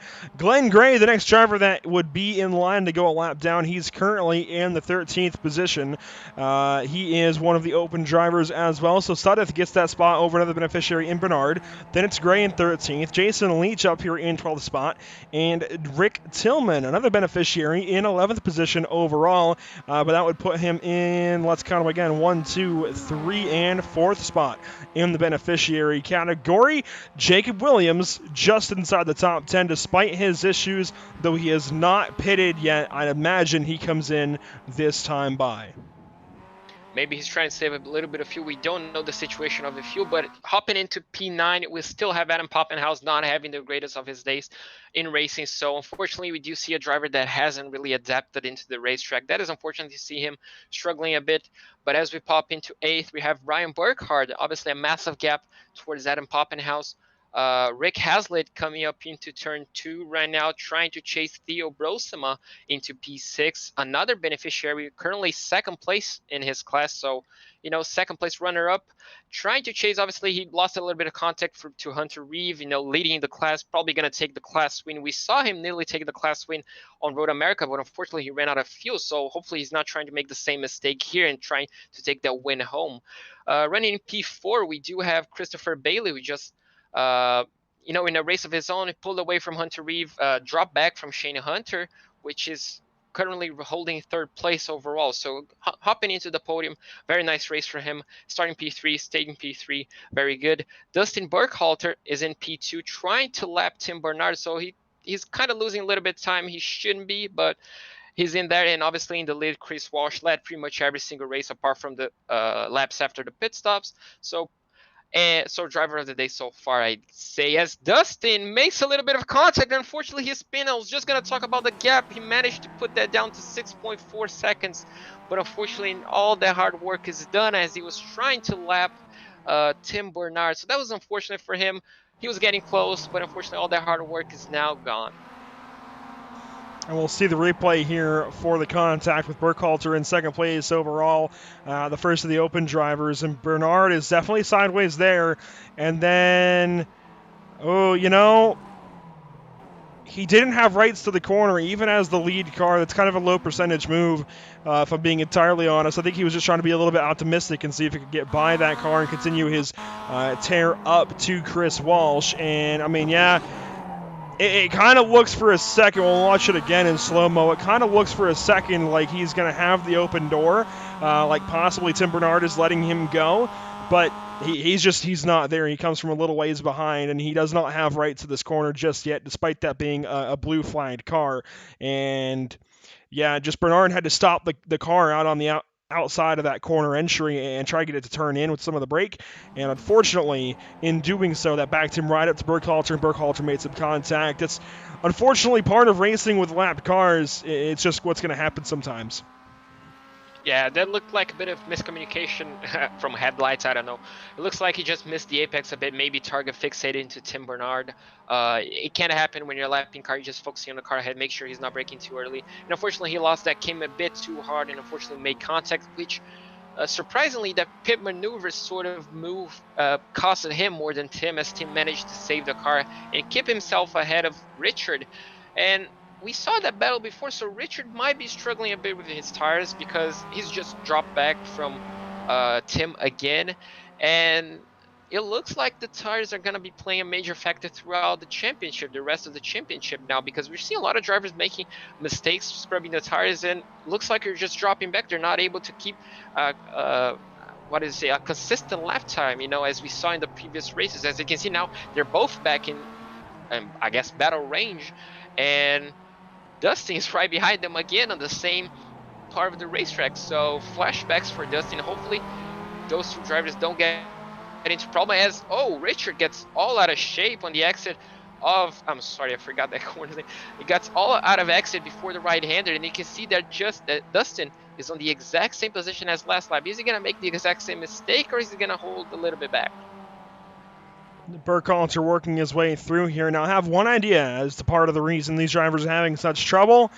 It is slightly warm. Now, the track temp isn't too hot just because we don't have too many cars on the racetrack all at once, but it is slightly warm here in Austin, Texas, and that's keeping the temperature just a little bit higher than it would be otherwise. Since this track is so large, though, it's not too terribly warm on the track surface. Burkhalter gets on by Tim Bernard there successfully that time. We did have a pit from Jacob Williams, and this has brought him into striking distance here of Jason Leach. And this is the battle for 11th spot, and this would be an open driver on an open driver. Yeah, I'm not sure if Jacob took tires, but he looks a lot more confident with the car. As you can see there, Jason getting all out of shape on the exit, so the tires look like they're playing a big factor, and Jacob Williams just goes past him.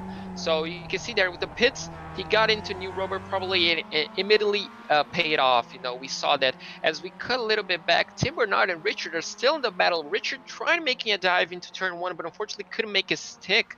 But they're still battling, you know, they're still in that range. Looks like they just go back and forth between lap times, but they're still in there. So we're gonna see if Richard can try and get a good exit out of the hairpin on turn 11 and try to make a move down into turn 12. You see the gap ahead right there, 1.133 seconds as we come down to the final 3 minutes of the race. And Richard Sunneth just might have a chance to get back up into 14th position.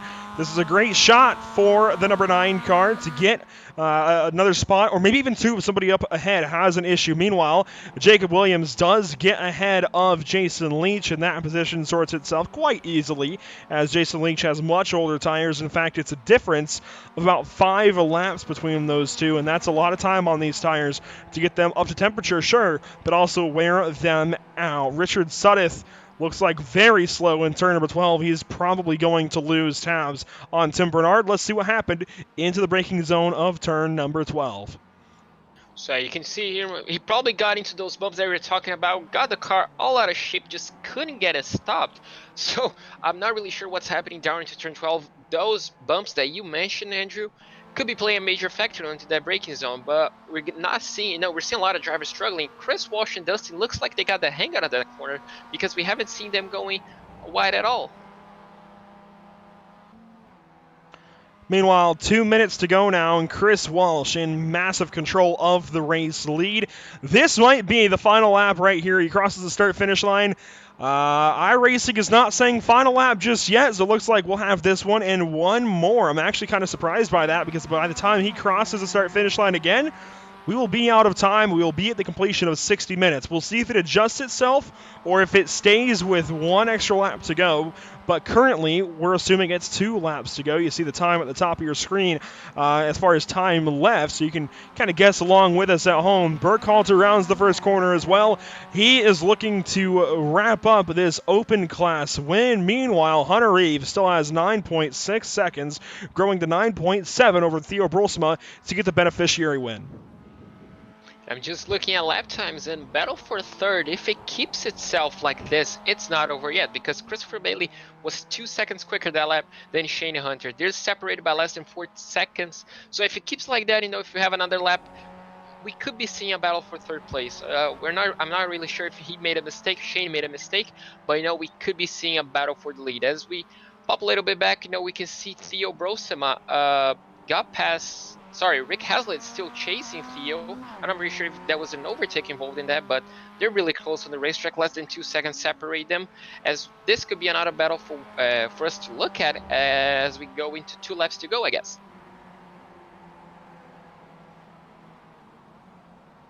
So the final 30 seconds on the timer as things wrap up here from Circuit of the Americas. Most of the field, again, rather spread out, things rather tame here in the final goings.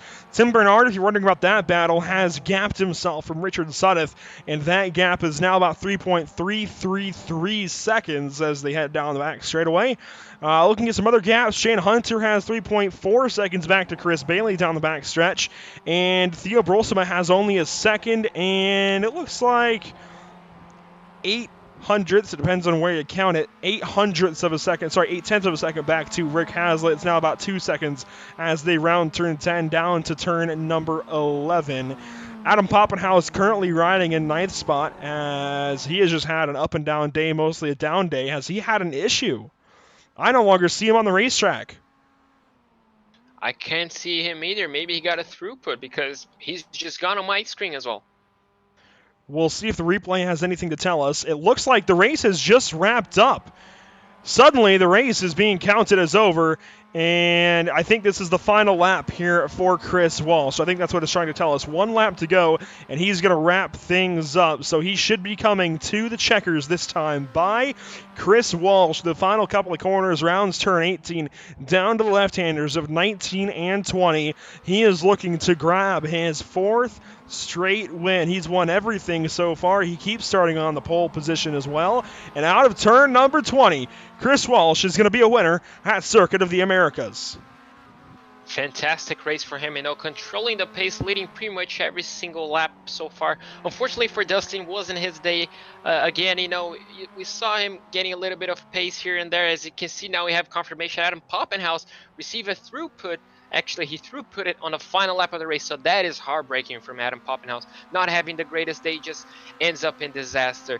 But Dustin didn't have the best race. Unfortunately, he got tangled up with a back marker. But, still a great race. Winner on the open class. As I was just looking, I actually got overtaken by Rick Hazlitt, but got the position back on the final corner. So that was an incredible battle for 6th place as that wraps it up. And down to you towards the final few cars that are going to cross the line. And so it's going to be Hunter Reeve coming out of turn number 20, this time by momentarily. Hunter Reeve is going to exit turn 20 and win at Circuit of the Americas in the beneficiary class. See the green mirrors on that huge-ass Mazda MX-5. The important thing to note here, Adam Poppenhaus with big issues here at the end of the 4th race on the season, going to make this championship open right back up in the beneficiary division, and suddenly we have a race for the end of the season. And I'm trying to figure out if everybody's done with their race or not. Theo, I think, just crossed the line, and Hazlitt finishes behind him. Let's see if we can't find out what happens. Does Hazlitt cut the second to last corner. He was ahead, but he got to slow down. Yep, right there. Just missed the turn-in point, obviously blind corner, and unfortunately that cost him P6. So on the final lap, he unfortunately made that costly mistake and cost him the position. So Rick Hazlitt gets that spot and then gives it back up. You mentioned they had a swap earlier on in the lap. Let's see what happens here to let Hazlitt get on by into turn number 11. And these guys not in the same category, but still battling for points on the racetrack because they're all scored as one, and then you just break it down into different groupings from there. So we'll see what happens here with Brolsma and Hazlitt on the final lap to switch things up. You see Brolsma, a terrible turn number 12, and that opens things up for Rick Hazlitt. In fact, let's go on board with him and see what happens. And I mean, this is, actually it happens right there. It was turn 13, I believe, and Brolsma just did not have a good string of corners. In fact, let's go on board with him then and see what happens to the number 24, one of the fan favorites. Slow through 12, and he's trying to regroup and get himself into 13 and 14, and I think, taking a defensive line to 13, he's going to go way wide and just gives that spot right back up, and that gives it to Hazlitt. But then it all works out in the end because Theo gets that spot back out of the final corner. Chris Walsh, though, our race winner, and that will take us to break, ladies and gentlemen. It's a lot to keep up with at times. You might have those 40 minutes of downtime realistically, and then suddenly it just all happens at once, JP. But I'd say you did a great job, and hopefully I did an okay job myself. I know I couldn't talk earlier on, but nonetheless, we have Chris Walsh to look forward to in our post-race conversations as well as Dustin Burkhalter and Hunter Reeves. So we will see you there. We'll see them there as well. Don't go anywhere, folks. We'll have post-race in just a moment.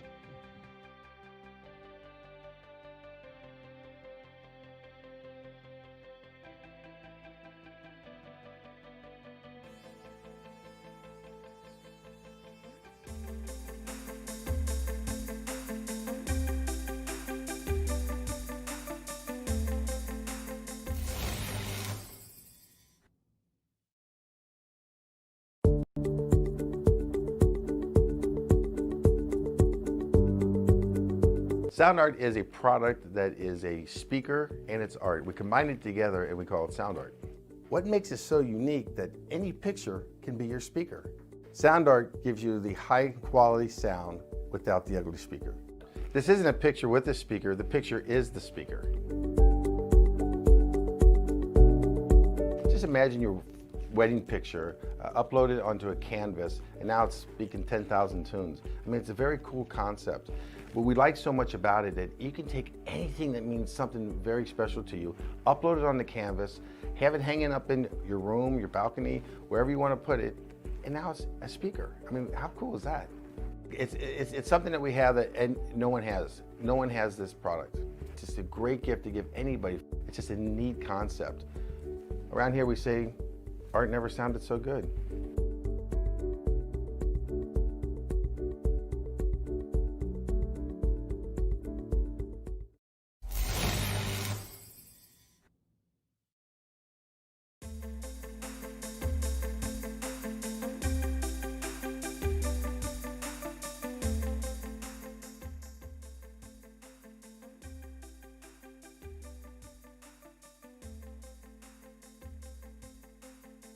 We welcome you back to Circuit of the Americas here for continuing now post-race coverage of the Operation eMotorsport iRacing League presented by RECARO. We thank you all for tuning in. We thank you for joining us for the 60 minutes that we just had of racing. It was certainly rather exciting, and I just want to remind everybody that RECARO automotive performance seats are more than just a set of components. They exude innovation, quality, premium materials, craftsmanship, and a genuine passion for cars. And RECARO Automotive, of course, is proud to support Operation Motorsport's iRacing. I just can't talk this evening. Man, it's been a rough ride in that regard. But JP, we are ready to talk to some of these drivers post-race, and who better to start off with than Chris Walsh. And Chris Walsh had an interesting race this evening, kind of all on his own, but still had to get over a couple of hurdles and a couple of turtles as well, as Chris Walsh caught a couple of those in practice and qualifying. Chris, we're getting very used to talking to you in this league, but it seems like there's always just one or two small little things that could turn into bigger things that try to hold you up, and you still overcome them many ways to win. Yeah, I mean, I think I was happy to see Daniel come back for this race. I don't think he got a lot of practice in, so I didn't get to run with him up front. But yeah, I mean, I didn't quite nail the pit stop strategy down this time in terms of how much fuel I really needed. I had a lot extra at the end, but I had built enough of a lead, luckily, over Dustin, who had really good pace today. But that gave me enough gap to where I had some buffer to be in the pits just a touch longer than I should have been. Yeah, I mean, the qualifying was actually pretty close between you guys, only separated by, I think it was 200ths or thereabouts of a second, so it was actually pretty close between you guys in Q. Then we got to the race, they actually kind of hung with you, and after the pit stops, he was actually gaining on you. What was going through your mind there, trying to make sure that he didn't gain too much time too quickly, maybe even catch up to you? Yeah, I mean, I saw him, I was just kind of in maintenance mode, so I was watching him close the gap a little bit and trying to figure out where exactly he was strong. He definitely had good pace at the beginning of the race, but that track eats up tires pretty well, and they just changed the tire model with the sim, so I didn't really know how well they would last in the long term, so I was trying to maintain a little bit of reserve just in case I had to push at the end or if I made a mistake. So yeah, he did a great job, and again, he's getting faster every week, so the battle is going to continue to get better. And so, Chris, I mentioned at one point this evening that AOA Racing is making some strides in real motorsport, and I noticed that you guys just recently announced that you have an IMSA Michelin Pilot Challenge car on the way. Tell us about your time with AOA Motorsports. Yeah, I just got to run a WRL round with them at VIR a weekend or so ago, which was really, really awesome. We did pretty well, and they took the East Championship overall in WRL, first and second place, and our car took third on the second day. So that was great. And yeah, they just brought a TCR, Audi TCR car into the IMSA Pilot Challenge down at Road Atlanta for Petit Le Mans. So I'm pretty excited to see those guys go out there and do that. I don't know if I'll be able to go down there and watch or be involved somehow, but yeah, it's a pretty big move for AOA. So I'm hoping they have good results out there and cheering them on. we'll hopefully get down to Road America or Road Atlanta. Man, I've been off my game all night long. Hopefully you get down to Brazelton and get to hang out with those guys at the very least and enjoy that big move for AOA. Back to Operation eMotorsport, though, we have 4 races down, 4 races ahead.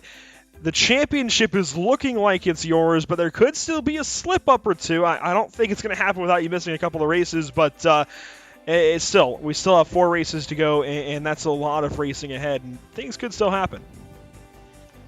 Yeah, I mean, it's racing. Like anything, any week is always a new adventure and new hurdles to overcome. So I never count my eggs before they've hatched. So I've got to go out and continue to try to keep out front and keep up the pace. I know these guys are learning and getting better every week, so the competition's always catching up. So it's really exciting, and I'm hoping to see them continue to get faster. And like you said, it's always open to anyone's race every week. So it'll be exciting last 4 races. Hey, maybe Jason can approve like a quadruple point final race there, so Daniel can show up and try and catch up to you there. But amazing run here, Chris. We're getting pretty used to it, but still a really quality run. 21 of 24 laps led. You only missed a few laps there in the pit cycle, and Coda's a tough place to get down, so congrats there. Who do you have to thank? Who do you have to shout out this evening? I mean, always, Operation Motorsports, you guys put on a great broadcast. What Operation Motorsports does is huge and really important with what's going on in the world today. RECARO, Mobile One, all the sponsors that are, making this stuff possible and supporting the beneficiaries that, get the support from Operation Motorsport. So all those people in my family, obviously, like I said, my wife is always helping out with the kids on the evenings probably after race as the bedtime seems to overlap. So it's nice that she's up there helping me out with that. Absolutely, Chris. Once again, thanks for your time. Congrats on the win tonight. Thank you, guys. Have a great evening. And that's Chris Walsh, our overall and pro winner this evening. JP, I'll give it over to you with Dustin Burkhalter. Hey, Dustin, can I get a copy? Yep, I'm here. So once again, second place, unfortunately for you overall. Obviously, great result since you won the open class. So talk us through generally what happened in that race. As soon as Chris showed up to practice, I saw I wasn't really going to be able to hold up to his pace. Stayed as close as I could before the pits. Tried out a new pit strategy that involves tires. As soon as I got out, he had a 9-second gap, and I brought it down to 6, and I messed up involving a lap car, and thankfully I had a big gap to the rear. So after that, it was try not to get any more incident points. Yeah, we saw, great pace. We saw you're leading, you were already leading the open class championship, and obviously getting this win again, obviously you're extending that the lead. So with 4 races to go, obviously we still have a lot, we're halfway through the championship, but are you settling into that maybe championship winning position? Are you going to be pushing again to trying to get Chris off that overall win for the first time this season, or are you going to just start, hang back a bit, be safe towards the end of the season? Oh, the only goal is beat Chris 1 race at least. I mean, if that keeps me on top of the championship points, so be it. But I'm determined to beat him for 1 race. I'm sure that can happen. Your pace is looking very promising. Last round we saw how close you got to win. Obviously, this round unfortunately wasn't as close, but seeing you battling Chris, keeping up that gap is great to see. Now, one question we had in the booth: how is the new tire model affecting the car? Are we seeing more degradation? We're seeing more tire drop off towards the end of the stint, or was it just something that we picked up? Just maybe a few mistakes towards the nature of the track.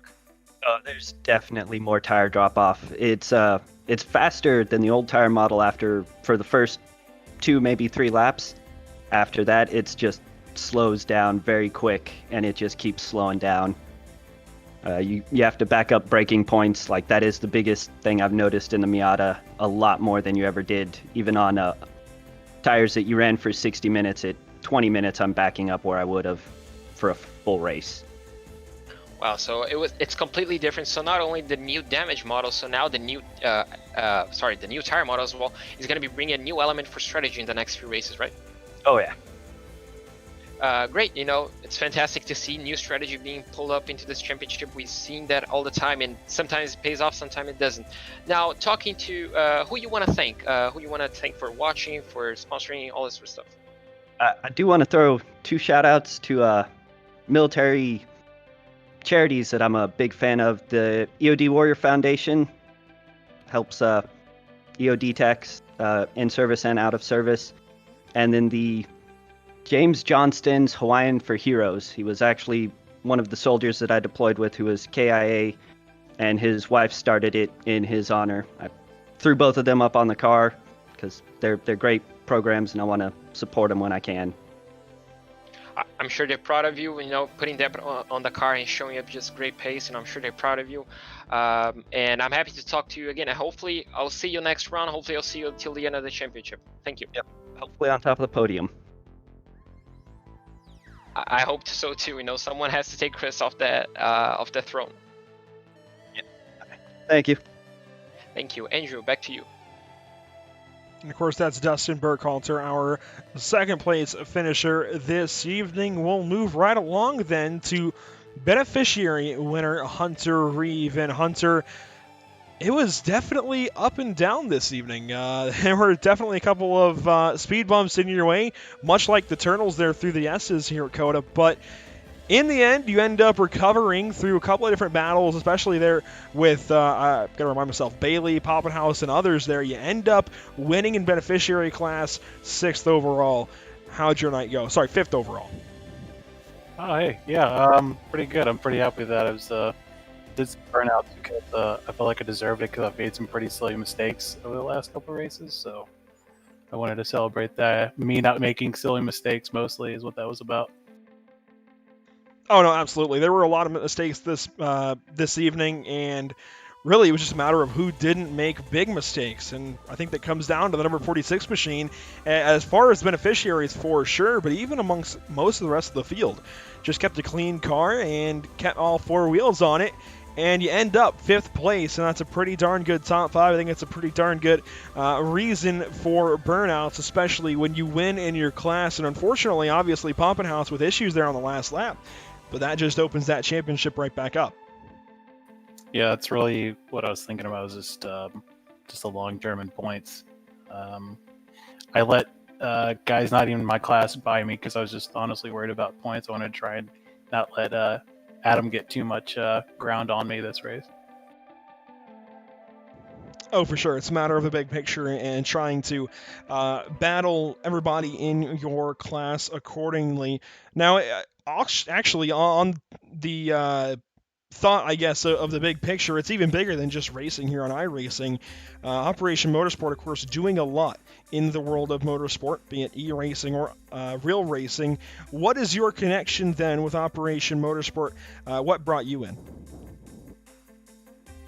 I was medically discharged from the Army in 2017, and it's just kind of interesting to me, this program, what it does for other veterans that are in the same position as I am, and when I've been a motorsports fan all my life, it's something from like day one. It's always been something I've loved, and it just feels like a team environment's a perfect place for people like us to kind of get back into some kind of normalcy when you go through a lot when you get medically discharged, and it kind of sucks and you put through the ringer, but I feel like what Operation Motorsport's doing is just something that's just really valuable, and I'd love to see more people come along with it. Unfortunately, I haven't been able to go on any events because of COVID, but yeah, it's been a really cool program, and everybody that runs it's just, I have nothing but wonderful things to say about them. So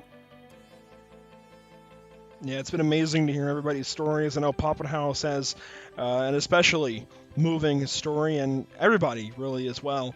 Thank you for your service, Hunter, and fighting for our country. And we're glad to have you back stateside, of course, no matter the circumstances, and glad that you're racing here on iRacing. Looking forward to the rest of the season. We already kind of talked about it. Chasing Adam Poppenhaus. Obviously, tonight going to be a big piece of the pie as far as getting back up to that number 12. How do you see the next 4 weeks going? I know it's split over the course of, I think, a month and a half, maybe just over that. You have some interesting tracks lying ahead. Yeah, I think Adam's smart. He's a really smart driver when it comes to this stuff. So I kind of like, he seems like he catches me when I'm off guard, so I have to watch out for that. But other than that, it's just trying to stay clean and finish as high as I can is really what I've been thinking about. And that was just what I wanted to do tonight as well. Absolutely. Well, Hunter, before we let you go, of course, want to open the floor. Who do you have to thank? Who do you have to shout out this evening with your 5th place finish? Well, I mean, everybody involved in Operation Motorsports. Jason Leach, he's run this whole series, and he's done a wonderful job. You know, thinking of the sponsors, Mobile One and RECARO. I know the circuits have been giving out prizes, and that's really cool. So yeah, just a lot of big players in this series that are helping out and doing some great things, and you know, I really appreciate it personally.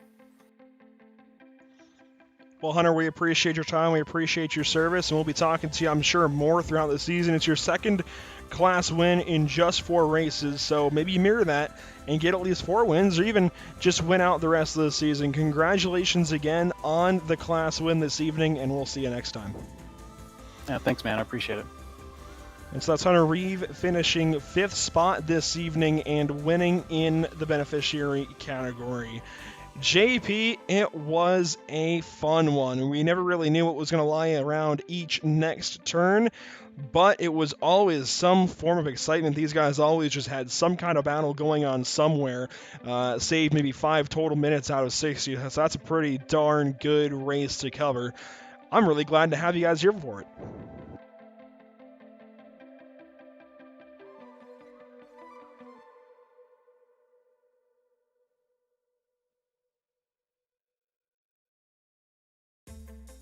Can I get a copy? Oh, so yeah, thank you again for inviting me. You know, obviously this was the first race on a proper build circuit, you know, completely different from the past 3 that we had, but it was again fantastic. You know, we saw battles throughout the grid, we saw mistakes, we saw, unfortunately, we saw a few crashes, but you know, it's all part of the game, it's all part of the fun, and we do get to enjoy, you know, another little bit of strategy that's going to be part of the rest of the championship. You know, we saw drivers struggling with tires, so it's definitely going to be a fun championship for now, you know, till the end of the season. And you know, we saw drivers here. We saw brand new 3rd place. I saw a brand new beneficiary winner. So hopefully we can see more of those on the next 3 rounds. Sorry. Yeah, this was a great addition to the season thus far, and I'm really looking forward to the 4 races ahead. I just want to mention, you can follow along with Operation eMotorsport happenings both with PitStop TV on our social media channels, be it Facebook or Twitter, but also at Operation Motorsport social media and their website. And I'm going to do it along just to make sure I'm fresh with it. I believe it is operationmotorsport.com. It should be anyways. I'm going to double check. Sorry, .org. It is operationmotorsport.org. Of course, we always default to the .com thing, but operationmotorsport.org, and they have an eMotorsport tab. You can also follow along with all the other links they have there. One personal favorite to go to would definitely be operationmotorsport.org/donate. So you can donate to the cause and help them out. There's also the 22 tab up there, operationmotorsport.org/22.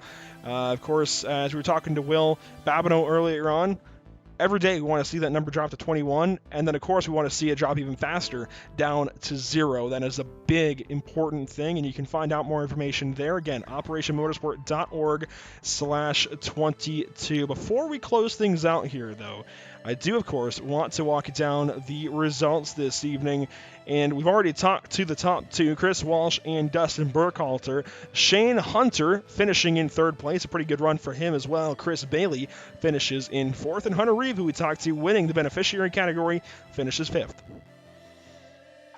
In 6th place, we have Theo Brosma, so 2nd place at the beneficiary class. Great result for him, you know, points in the table for the championship. Rick Hazlitt finishes P7, Brian Burkhart P8, Rick Tillman P9, and Jacob Williams P10 with the late pit stops.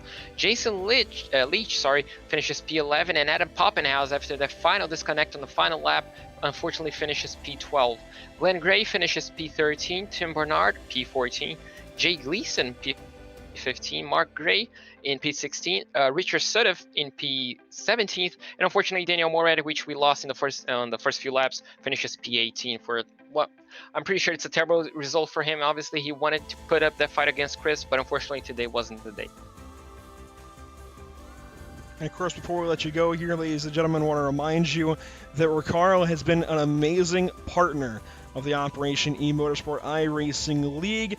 They have put their heart and soul into supporting Jason Leach and the rest of Operation Motorsport, Diesel and Tiffany Lauder, putting this series on. It's been a great happening here for PitStop TV.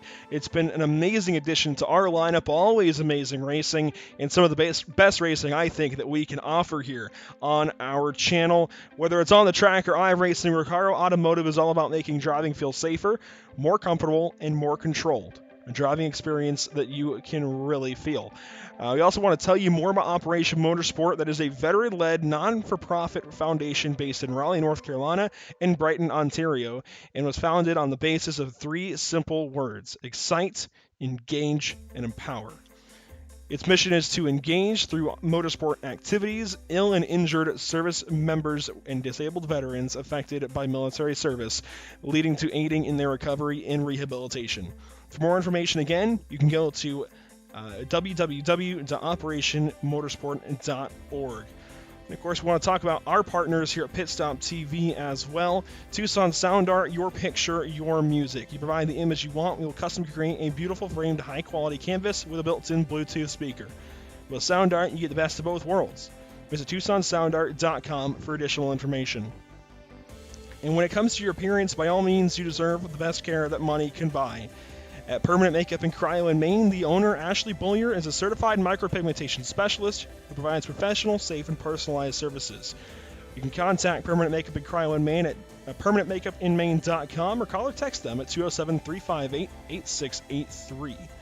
If you're looking for the best solutions for your permanent makeup concerns, give Permanent Makeup in Cryo in Maine a call today to book a consultation. And finally, I want to thank Whiplash Media, our new parent organization specializing in various sim racing resources, including paint schemes, stream overlays, iRacing, camera packs, and more. Whiplash Media is also working on its presence in real racing, offering services such as photography, social media management, and public relations. Go to whiplash-media.com for more information. And that will do it, ladies and gentlemen, from Circuit of the Americas. I totally just lost my train of thought for a second. But that will do it for our coverage of the Operation eMotorsport iRacing League. We at PitStop TV thank you for tuning in and joining us for tonight's action, and we hope you enjoyed tonight's broadcast. Be sure to join us tomorrow evening as we bring you the Bluegrass iRacing Series at Darlington Raceway, the 7th race of 12 on the schedule. We also have the McConey Setup Shop Fall Brawl on Friday night. And then it's a couple of days off for us here at PitStop TV. We'll regroup and bring you some more amazing racing next week as well. Make sure to follow us on Facebook at www.com/PitStopTV, on Twitter at PitStopTV_, on Twitch at www.twitch.tv/Pit_Stop_TV, and on YouTube by searching PitStop TV. You can also now go to youtube.com/C/PitStop TV 1, and that will take you right to our channel. That is PitStop TV 1, the number 1, and that will bring you right to our channel on YouTube. For all of us at PitStop TV, JP Costa with me on the call tonight, Emerson Ardon with social media coverage, I'm Andrew Cardinale IV. We will see you next time. Have a great night.